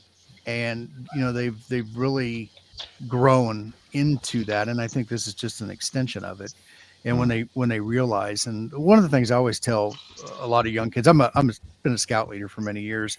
One thing I always point out to kids when they give me that line, like my son does, is I'm like, look at any piece of modern convenience that you have, your cell phone, Bluetooth, anything like that. Go back and look at who holds the patents on those. And I guarantee you, one, if not more, of those patent holders are licensed amateur radio operators. You know, and they're using radios too. There's 2 radios in there. You got the transmit and the receive radio. So so you got full duplex, and there's a lot of hand radio concepts built in there. So I'm going to answer Paul's question. Paul is, go ahead. Yep, there you go. So if you want to go in the area, so there's a lot of remote areas across Canada. If you're talking about where the general area where I was, my suggestion would be you would go into Ottawa. And the reason why is because you could fly into Toronto or Ottawa, if you're talking about that area. To go anywhere else closer, you'd have to use a regional, because the international airports, Ottawa, Toronto, Montreal, Vancouver. I would suggest Ottawa because on your drive up, there's 2 ways you can drive. One is along the Ottawa River, where it is gorgeous and they have Poda Parks, very nice drive. But you can also cut across Algonquin Provincial Park, which Algonquin Provincial Park is spectacular. And if you want to see moose and bear, that's where you go. It's a really cool drive, and it takes a little bit longer to get to the area, but it's definitely worth going through Algonquin Provincial Park. It is a must-do. And then you head north from there. Once you get through Algonquin, you hit North Bay, and then there's a couple roads to go north. But to get to that area, you're talking around 10 to 12 hours drive from Ottawa. And it's pretty much the same thing from Toronto. Pretty much. Maybe a hair less. But, Ottawa would be my suggestion if you were serious about trying to go into that area. So... if you want to go to see my house, you would also fly into Ottawa or Montreal. I'm the same distance from Ottawa or Montreal. Yeah. So that's the deal. Are you in Ottawa or Quebec or Ontario? I'm in Ontario, and I am south of Ottawa, and it takes me just as much time to drive to Ottawa as to Montreal. So, and then, yeah.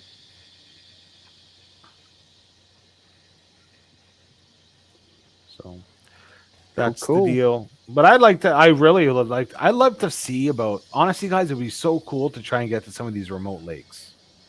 Even if it's like 3 hours on a logging trail. Like, even if it's 3, I was looking at one where I'd have to go south 40 minutes, go east an hour and a half on a logging road, and then go north an hour on a logging road and hit it. And just because I know no one else is stupid enough to do that. Like, they're not up there, because you're not going to drive 12 hours. What kind of vehicle? Drive 2.5. Molson, what kind of a vehicle would you recommend for the logging roads? Pickup truck. Big one. Pickup truck. Yeah. Probably something with 4x4. Yeah.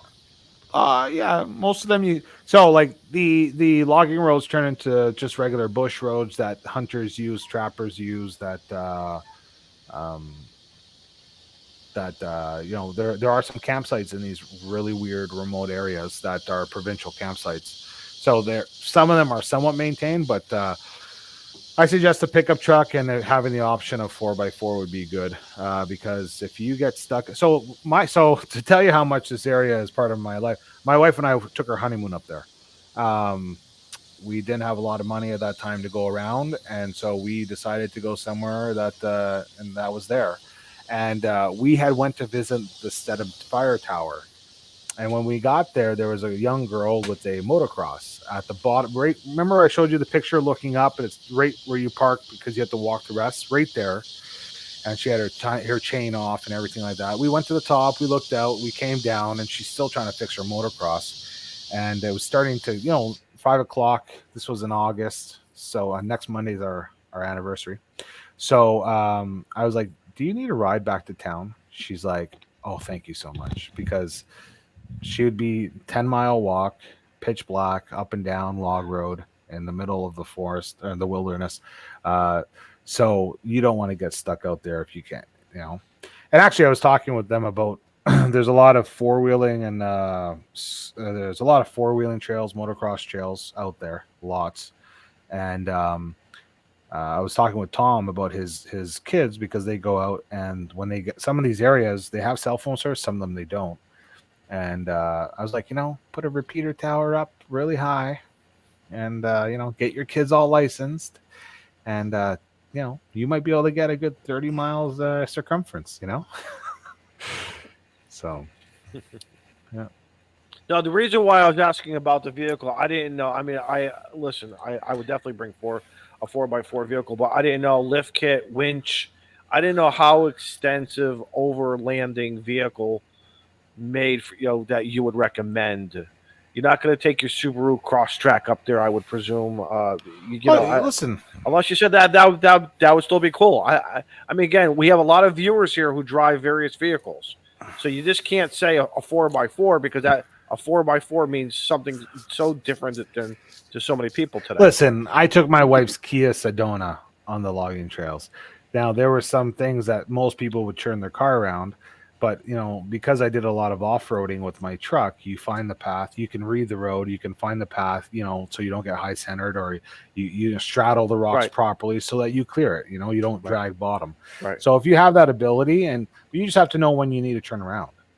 Like, that's the number one thing is, or if the trail's getting too tight, you might not be able to turn around. You might have to back down. So you have to know your abilities to drive.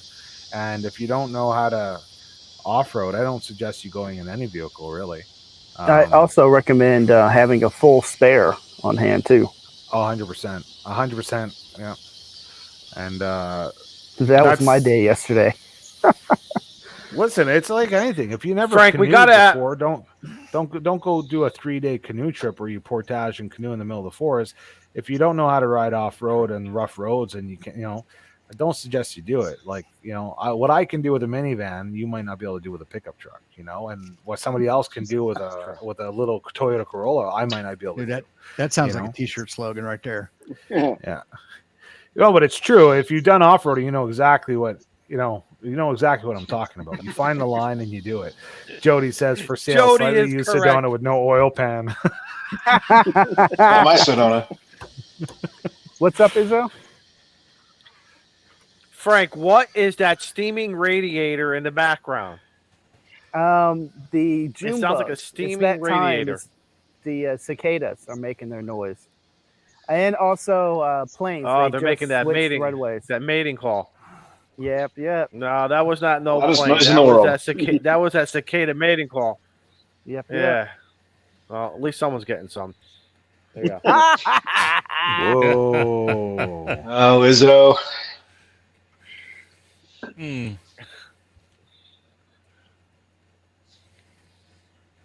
Douglas, you want to take a Molson, minute? what would you recommend as far as? Oh, I'm sorry. Go ahead. That's probably Go ahead, Joe. Earlier in the show, I gave the other guys a chance to talk about their YouTube. Douglas got a few videos up too, and if he wanted to plug that, I just have put a couple. I just put a couple of videos up on just my shack and my new antenna placement since I took it down with my trailer a couple of weeks back. Forced relocation of via enclosed trailer. What antenna? My DIY 40-meter dipole that I built like a year or two ago that I've taken on a couple photos up in the Agua Fria National Monument and a couple other places back at the ranch in Texas. Nice. Excellent. Nice. And I'm going to start getting more regular videos. Where in Texas? Where's your ranch? It's up about an hour northwest of Austin. Okay, that's not too bad. It's still a little muggy right now, and kind of like Houston, like Houston was. It was over 100 and like 80% humidity. I guess that's just a little bit much for me right at the moment. Yeah, I understand. Dallas is nice. I'm out here. It is still 101 outside, according to Google. Wow. And it's not that bad. I'm enjoying Last it. week I was off of Alta Mesa in Fort Worth, and I'll be back in the Fort Worth area next week. Hey, man, that's my stomping grounds. Frank, I'm going to say I'm impressed though. It's 101. Is that what Yes. you're saying? Yes. And you're Google wearing a says gray it's 100. T-shirt, and it's all one shade. Mm-hmm. See, I'd have sweat rings everywhere. Me too. And I got pants on. Well, I'm glad. But Please keep on. Family friendly show. Frank, here. that is Frank.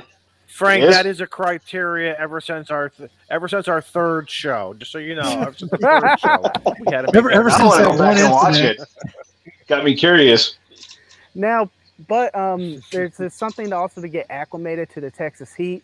So you could be outside during your potos and things, and you're not dying.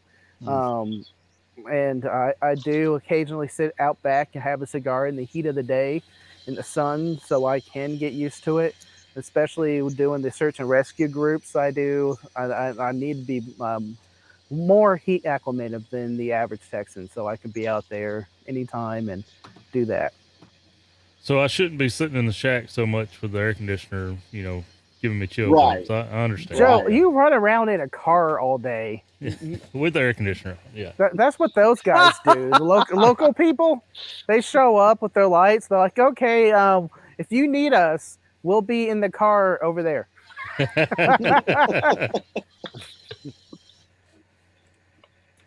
All right, so Izzo, I found us.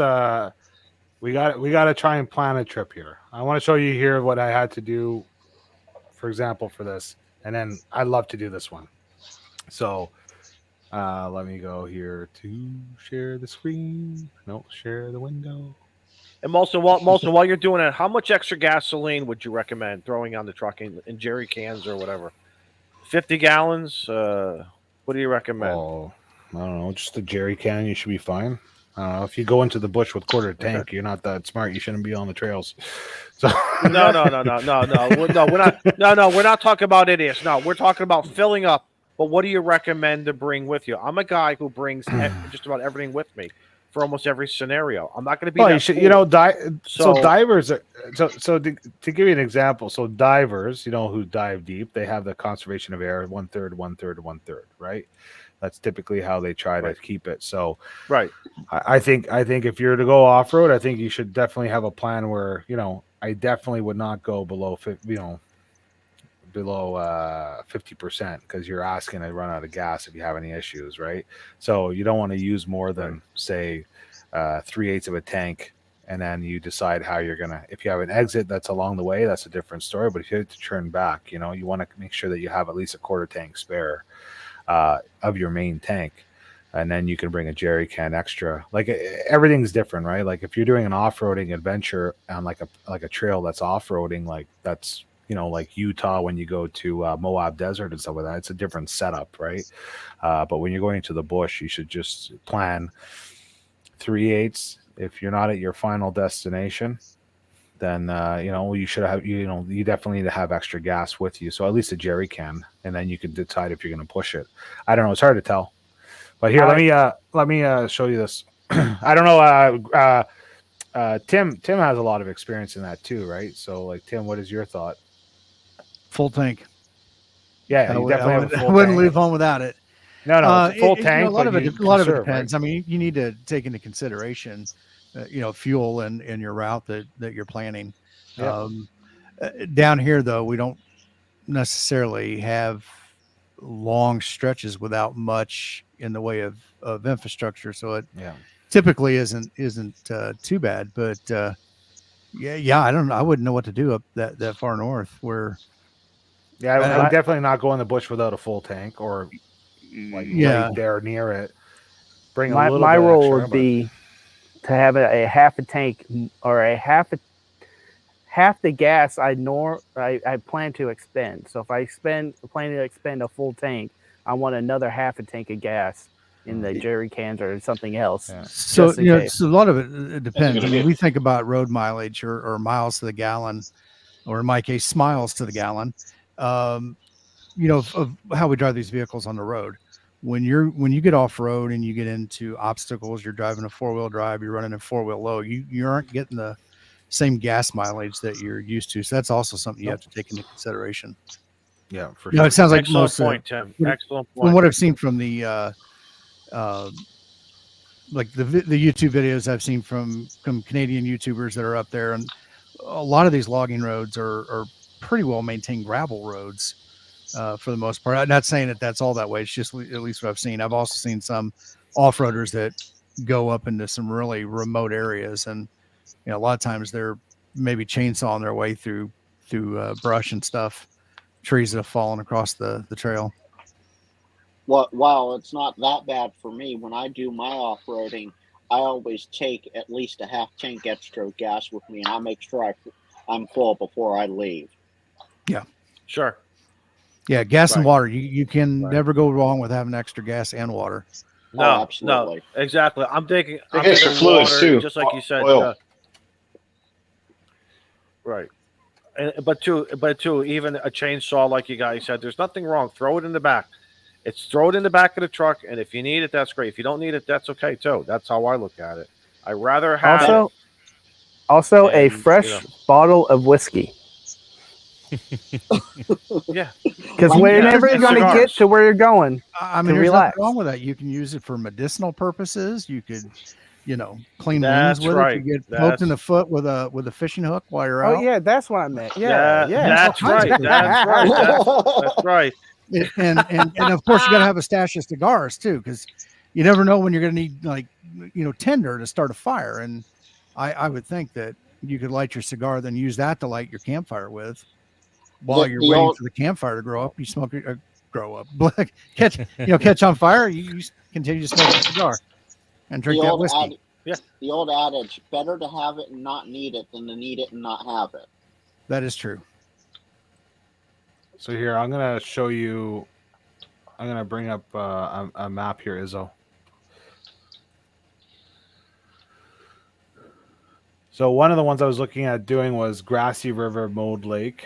So here's where I was. So I'd have to drive around, which is not too far. I did a calculation here before, and it's about an hour and 50-minute drive, technically. So here I looked at the boundary here just to double check this is on the provincial website. So just checked it. So like this doesn't necessarily line up with Google Maps as far as for how they lay it out, but it looks like it does here in this case. Now, when I just Google it, it says that there is a route. It gives me a route here. Now, if I zoom in on this is the winter time here, obviously, that this was taken.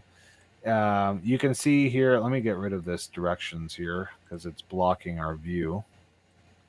Let's see, I don't remember how to do it on this. If that's not a bridge, I'm thinking ice road trucking right there.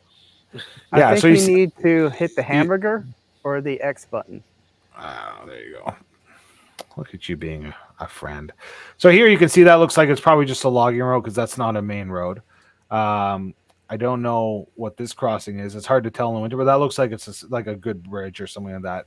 But then we're going down this secondary trail here, and I believe this is actually a snowmobile trail. I don't believe that this is actually a road because when we zoom in on this crossing right here, you see it's broken. I do not see any bridge that is there. And you can see here there's snowmobile trails into the snow here, even up here this way. And then when you get over here, it doesn't look like there's much of a trail. You do see the line. See, they just show us this line here. I believe that's either an old logging road or a snowmobile trail. And when we zoom into the area, it doesn't look like it's hard to tell in this picture. But some of these here, you can see an old trail right here. It's hard to tell in Google Maps. And I'm telling you now, with my experience up there, you'll see in my video, it might show on Google Maps that there's something there, but that might be from some old reference that, like for instance, if I go back down to where I was at Cartier, I had a problem when I got there because I had thought that there was going to be a nice little pullover by, let me just show you here. Is it Cartier? No, it's Lamont Lake. Give me a second here. Let's go back to water, man. Yeah, so if you look here, it's all lakes up there. There's tons of fishing. That is Joe. Joe, you're right. That's all lakes. So here, when you get to here, if you look, this is Lamont Lake, all right. And so I drove all the way down here, and I was anticipating pulling over here into this area and setting up there at the park. Right. Right. Those roads are completely grown in now. So this Google map image, I don't know when it was taken, but this is completely, you can't drive down. I actually turned around right here and I have a video where I filmed behind me, and I'm backing into bush. There's nothing there anymore. If you look down at the and- bottom, they should tell you where the image was taken. I was about to say the same thing. In the bottom right, yeah. Well, the trademark is 2023, but I don't know when it was. Yeah, that's not even taken. HD, man. Google's got to show Canada more love. Yeah, I know. That's probably 2014. And once again, that's why you bring a chainsaw with you. In the 9 dots, I think you can go into history and look at other. I'm not going over here into my personal stuff. No, I meant the history for those photos. You can go back in time. Yeah, I don't know. Somewhere. The street map you should be able to. Yeah. Well, there's no street view there, that's for sure. But what? Like the other one, where's the chain of lakes here? There's the chain of lakes. Cityway. Chain of lakes. I think spots of HD pictures. Molson, while you're doing that, what kind of fish? Molson, what kind of fish are up there in those lakes? Bass, northern pike, speckled trout, walleye, or we call them pickerel up there. That's pretty much it there. Ones that want to be eaten. Those are the fish that are up there. So see all the logging roads? These are pretty fresh logging roads here. All these logging roads. It's all logging roads. No lobster, huh? No. Anyway, so there's a lot of parks that are remote. And they would take some effort to plan and to strategize. It would be a lot of fun. So I'd like to do that a couple times there. I don't know, maybe one time with snowmobiles. I'm not too sure. That's too cold. That'd be fun. Yeah. So, anyways, enough about me. Man, we talked friggin' an hour and 48 minutes about this. You're doing great, man. That was awesome. That was freaking awesome. It's all build up to your video that's going to be releasing on the date. I'm hoping between now and next week. I'm hoping. Awesome. I would release every day, do a little short, just a little teaser of what's to come in the video, so you'll draw people in so they're there for the premiere. I only have so much footage, okay? Well, think of it like a Gold Rush episode, right? Or Deadliest Catch, right? See, you just do those little chunks and then you put it all together for the big premiere. Know. We'll have to see. So I don't know. Any other crazy stories to tell you guys? I'm not too sure. Of course. There's Well, listen, guys. Before it gets too late here, I believe this is Tim, Frank, and Doug's first time here. Correct me if I'm wrong. Yep. All I may have been on once before, but that was a long time ago. Well, I'd like to make a motion. I'd like to make a motion that we invite Tim, Doug. Doug's been on. I think you're inaugurated, and Frank into the Ham Radio Clubhouse. Do we got a second? Second. There you go. All in favor? I'd like to thank my wife and the Academy, and the AARRL.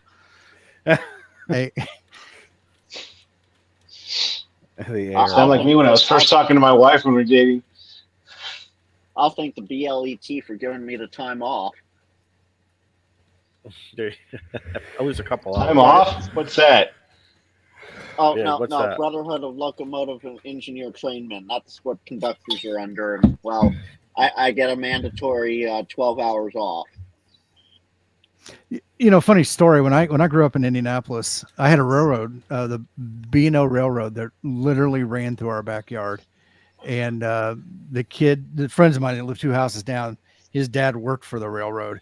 And every time the train would come by during the day, and this is back when they still had manned cabooses, we would come out in the backyard when we hear the train, just to see if his dad would be back there and wave to us as he went past the house. It was always fun. Nice.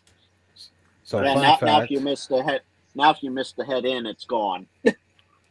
So fun fact: my grandfather used to work for the railroad up in this area. He worked for the railroad for a long time, but when he was 14, he learned how to do Morse code between the stations to communicate for the trains and all that stuff like that. So it was up in this area here when he was 14. Nice. Then he became the station manager. Not for a little while after that, but yeah, back in the day. Yeah. I remember as a young kid, we used to have a lot of rail lines around here. They've all been pretty much, they're gone, and pulled up. We still have like some main, cross things, but the little small railroads that were big, up and through the 80s are all gone now. Oh yeah. Yeah, no, they either have been swallowed up by other railroads, ripped out, or just totally abandoned. Yeah. I mean, they have turned the land, most of them, into hiking trails, biking trails, stuff like that. They've been able to do something good with it. They want to do that here in California with one of them. It's just, no, it's not going to happen. They use the railroads use different CW than what we use, by the way. I don't know if you guys know that. No, really? When it was used, yeah. When it was used.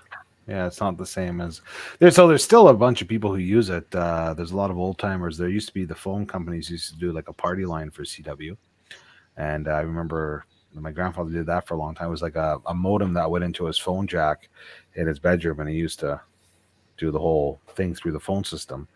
And now they do it on. I asked him what the website was, but they use a website and they hook up their keys to their computers and they use a website to communicate in these like chat rooms.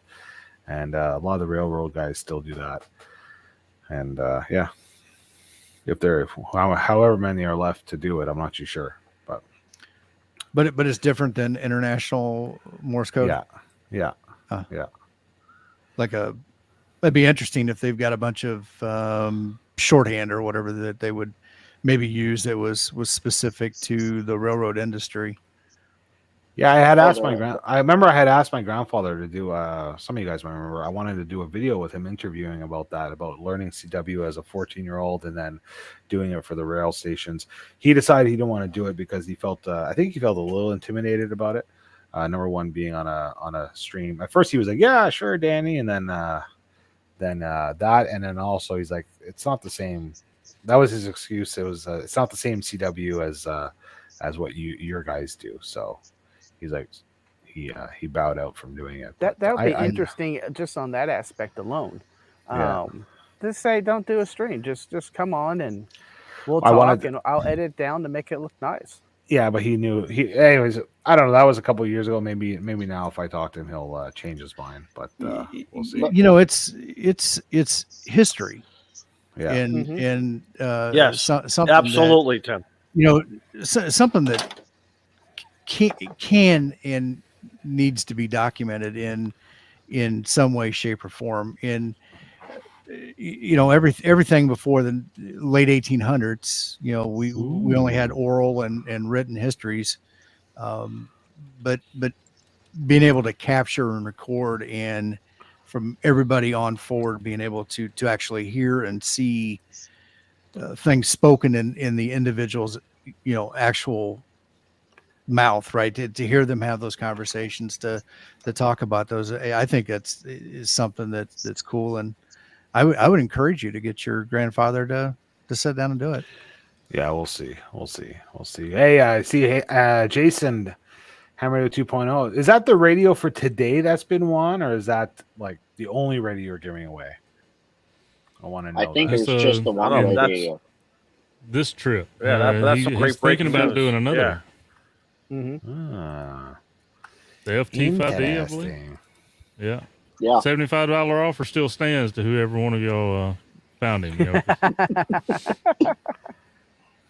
So what was really cool, just to let you know, at the museum. So my grandfather, he knew I was up there. My grandfather just he wasn't able to go up this summer. He usually goes up, but he had surgery for cancer, and he asked me to go to the museum and take a picture of the old, in the old stores, like the old hardware store, the general store.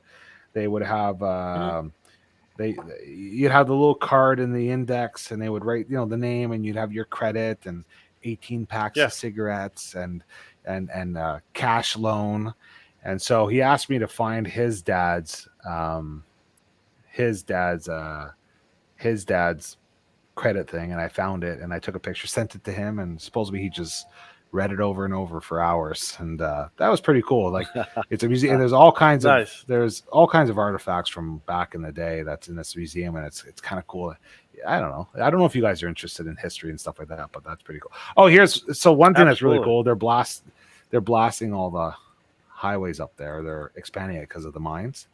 And so as you drive into, I took a picture of a sign. I think I posted it somewhere on Twitter or something like that. But as you drive into the blast zone, it says, at the end of the blast zone, it says, exiting blast zone, please resume your use of radio transmitters. Thank you. And so, like, as you drive into the blast zone, you're not supposed to use your radios. And then for 30 miles, as it was going through it. And they're just blowing up all this massive rocks to widen the roads. It's pretty cool. You guys ever seen those? How they do that? Yeah. Oh yeah. So they have these drilling machines, right? And then they pack it, and then they have these blankets made of tires. They take the tread off of a tire. Right. They take the tread off a tire, and then they stack them all like this, side by side, and they have these special steel cables that like tie it all together. And once they pack all the dynamite or whatever explosive they're using, they lay this blanket of tires on top, and so what it does is when it explodes, the kind of maybe a little bit of a hop, but it keeps all the big rock and debris, together so that it's not blowing everywhere. And so we weren't. I have a part of the video where I'm driving down to do my pod activation. I film, and you can see in the rock all the cones where they put the charge into the rock, and then all the cables, and so it's pretty cool. Do you have to sign in or log in that you're in the area, and then they log you out? No, you just drive through on this highway, and they just ask you to shut off your transmitters. It would suck to be like CQ Mobile.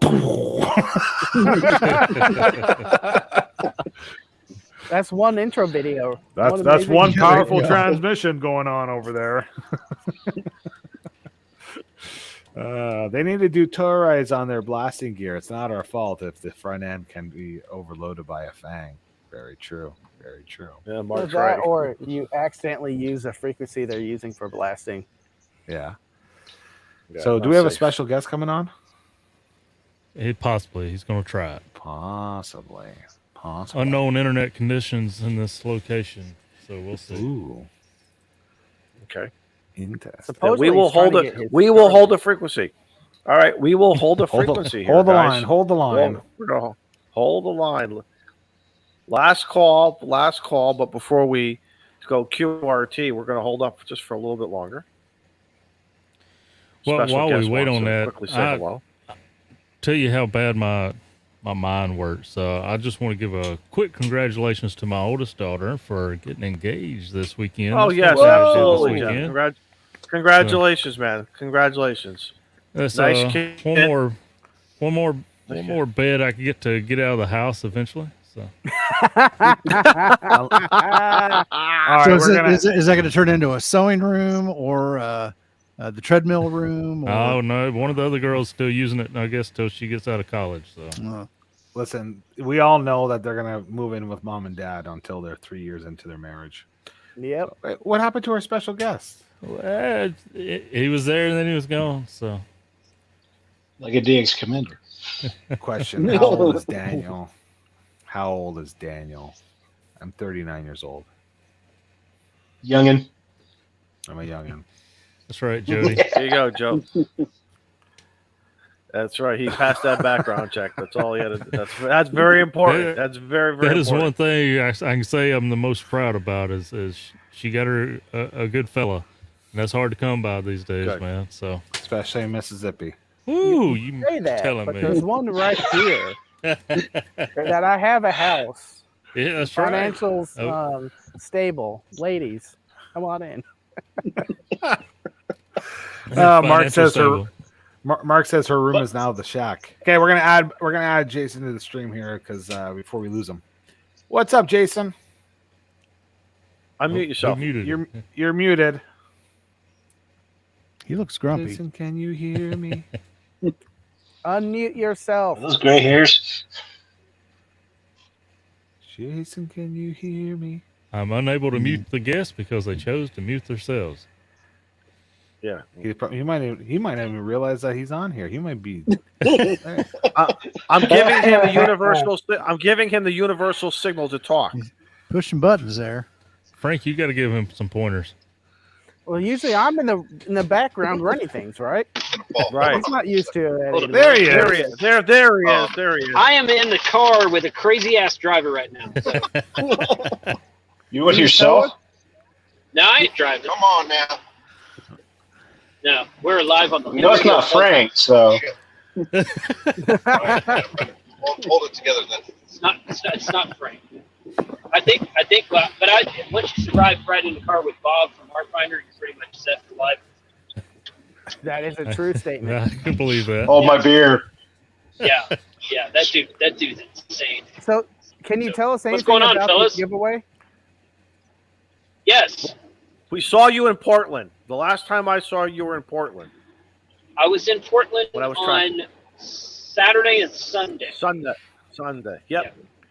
Sunday we left Portland and drove to Boise and stayed for the night. And then Monday morning we left Boise and drove to just north of Salt Lake City. Excellent. Oh wow, that's a drive. How Yeah, was see, the? I How was was trying the brewery? I was trying to get Douglas here on stream with us. He's in Salt Lake. I'm like, hey, dude, I know where to go get a new radio. I'll pay you for it. And instead, Too bad I he chose didn't to win hang it. out. He hung out with us That would do instead. it. That would Are do you it. you're in Salt Lake still right now, or? Well, we're outside of Salt Lake. Well, actually, we're in Salt Lake. We're going to the airport to pick somebody up right now. So, yes. That's where I'll be this time tomorrow. What? That's where I'll be about this time tomorrow. I'll be at the airport flying out. Who is that talking? I can't tell. Douglas. Doug. Oh, okay. Okay, cool. Yeah. Yeah, I met some cool hams out here. So, but yeah, I'll be here until Saturday. So we're staying up in Eber City, just north. I think it's north of here, right? East. It's east of here. Eber City is where we're staying. So how was dinner at the brewery or the microbrewery? it was good. It was good. It was Uinta Brewing. And so we get there, and the beacon, I had the FT5 sitting on the table, and some places out here, it's a 5 watt HT. Some places out here it was getting signal, some places it wasn't as far as APRS goes. So we get into the brewery, we sit down, we order a couple of beers, and I hear this, it was just, like APRS tones. Drives KMRD crazy. And so I saw a couple of messages. People have been messaging me all week, sending me APRS messages, and I've tried to reply to all of them. I think I got most all of them. And so I'm like, okay, well, let's get in a signal here. And people start texting me and sending me Discord messages and commenting on my video that posted a few hours ago and saying, oh, you're into brewing. And I'm like, yeah, I am. So come out here. So the first guy that showed up, his name was Bill. He's W7PED, Papa Echo Delta. And Chris and I are sitting there at the table, and he comes up to the table. He's like, hey, guys, what's going on? And he just pulls up a chair and sits down. And I looked at him. I'm like, you're here for this radio, aren't you? He goes, yep. I said, yeah. That is freaking awesome, dude. So we sat there and talked to him for about a half hour. And I recorded a short video with him, the closeout to my series, which we'll post tomorrow. And then Chris and I are sitting there. We're waiting on this friend of his to get to the airport. And we're only about 10 minutes from the airport. And this other guy comes up. This other guy named, what's his name? Tom? I think Tom. I think his name was Tom. He comes up. He's like, hey, you still got that radio? I'm like, dude, you're like 1 hour late. So we talked to him for like 15 minutes. Really nice guy. Brought his son with him. They were out doing some fishing stuff before that. So successful end to a fun task. But yeah, I appreciate everybody who commented and sent me APRS messages, and it worked. APRS worked very well when you were in an area that could get signal. And out here in this part of Utah, there's a lot of mountain ranges. So there's repeaters and digipeaters and everything on top of these mountain ranges, on top of some of them. And it's been working very well the last couple of days. So I was excited just to see all that come to fruition and whatnot. So I appreciate everyone's support on that. Awesome. That's awesome. That's good. Yeah, I decided to look where you were earlier, and I saw that you were at a brewery. So I was like, "Oh, I feel like I'm spying on Casey. I feel like I'm part of like, government organization." I was like, "Oh, Yeah, there he is." yeah. NSA. Yeah, and now I'm wondering if you took your call sign out of the radio before you took off with it, because it's at a house now. It's probably still Yeah. And I told him, I texted him, hey, I looked in the menu real quick, and I didn't look in the manual because he got there, and I was like, okay, I need to reset this thing. And I poked through the manual for a minute, and I'm like, oh, there's not a factory reset that's obvious. It's probably buried in the menu somewhere. You know how Yezu is. So I was like, I gave the box, and I was like, here's everything. And I was like, you're going to want us to reset this. And he's like, yeah, that's fine. I'll do that. So I don't know. I was like, hey, it's still beaconing. I should have turned off the beacon is what I should have done. Yeah, somebody's gonna be knocking on his door. Yeah, it's like Right. give me midnight. It's like I found you. Where's Jason? Where's Jason? Yeah, right. Yeah. So, you see him? Okay. I got to get over now. Yeah. very good, guys. Yeah. Cool. But yeah, fun time, guys. Fun time. Yep. Awesome. Excellent. Appreciate you So- jumping in and telling us how that ended, and we look forward to seeing Yeah. the video. Thank you for the invite, Joe Brett. Appreciate If you come to Mississippi when you do the FT 500 or whatever it is. Yeah. I'm thinking about doing something at Huntsville. We'll see if that works out or not. So, but yeah, I'll let you guys have it back. We got to pick this guy up at the airport. So Y'all be careful. good. Have fun. Take care, 73 man. guys. Ron. Appreciate it. 7-3. Later. Hey, so let's go around the horn and do our bit of Zira to the monde. All right, we'll start with Douglas V. You want to say goodnight? Plug your channel. He's muted. Good night. This probably starting in October, I'm going to be doing more soda and POTA stuff as it starts getting a little cooler out here. It was this last weekend or the weekend before, it was like 100, close to 120 in Phoenix. I'm kind of a wuss when it comes to the heat anymore, but especially this oven I'm normally living in. But so I'm going to do some of the more of those, and I'm going to see if I can get back find some of my footage I had from previous activations and start getting that caught up. Just kind of do a little montage. Awesome. Maybe add some stuff in, from the flights I've had, taking some footage over, some flyovers of, places I've activated and such like that. But it's all trying to get the time when I'm in town to do more stuff like that. Good deal. Excellent. Well, thank you for coming on board tonight. We deeply appreciate it. Okay. Well, thank you. I'll work on trying to Don't get be a next stranger. week, depending on how late I have to work next week, because sometimes we don't finish until the next day getting stuff installed. So, All right, man. Don't be a stranger. Frank, KG6 NLW, Ham Radio. Thank you, sir, again for coming on board. We appreciate it. Well, thank you guys for letting me come on. I messaged Joe Brett, and he's like, as long as your audio video is good, come on in. So Absolutely. I knew I was good. The LTE works great where I am, so I'm happy. KG6 NLW Ham Radio, easily found on YouTube. KG6 NLW Moto Radio actually is the actual way to say it on my thing. And I'm hoping to put up a few more POTA and soda videos. I am currently waiting on my Yaesu FTM 500 to come back from the repair shop. I just sent it off yesterday. Possibly the MOSFET issue that the 400 had is in the 500 too. We'll have to wait and see. That's not good. That's a video idea right there. Exactly. So I'm waiting for it to come back. Very good. All right, man. Listen, you be safe out there while you're working on the rails. Enjoy your POTA fun. And again, I say this sincerely on behalf of everybody. Don't be a stranger here, okay? Thank you. I'll try. All right. Just like Douglas, it all depends upon the work schedule. I know. Hey, that's how it is. Tank Radio. What we got going on here? Tank Radio, what is up? Coming up on my channel, I got a couple videos. I just dropped one.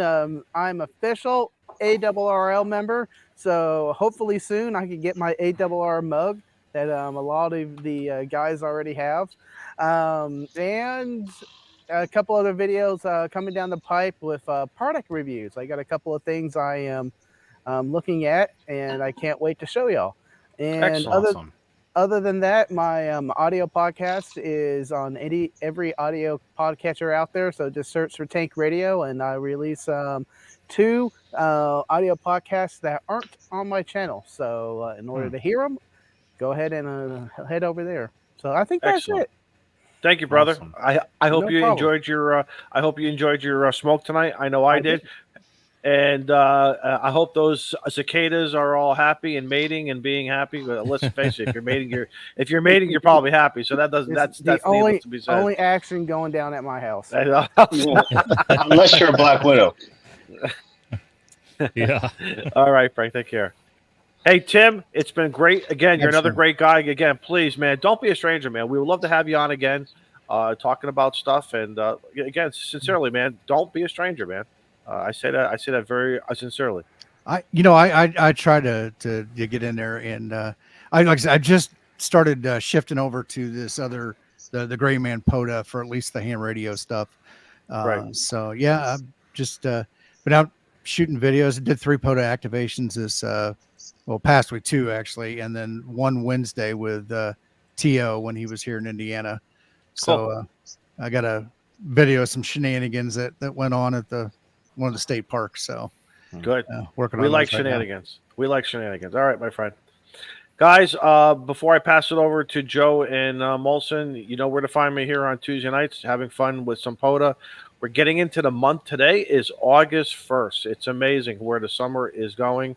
So we all got a lot of stuff got going on personally as we hit August 1. In a few more hours, it's going to be August 2. So there you go, man. The month is getting chipped away. So everyone be safe, have fun.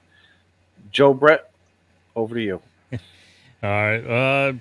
Man, we got a few little videos to put together at some point. Had a couple of little radios sent to me, but been a setback on them. One of them they sent me with a bad battery, and I seen a video today, I think, that taught me how to fix that. So we're going to be busting open the battery and checking it out, and hopefully I don't set that on fire. And then the other one, they just got to send me one that works good. I don't know what's going on here, but two shipments of 2 bad radios. That's not starting off too good, but having fun with releasing those to channel members first and letting them enjoy it, and then putting it off to the public, and just having fun on Tuesday nights, man. Awesome.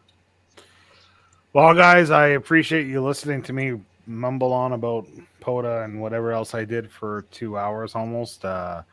Hopefully I can make it into a decent video, but I had a lot of fun talking with you guys about it, and I had a lot of fun doing it. So I appreciate all our viewers and all those who join us tonight. And with that, I will bid you adieu, and I will hit that wonderful outro video. 73, everybody. Say it. 73. 73. Boom.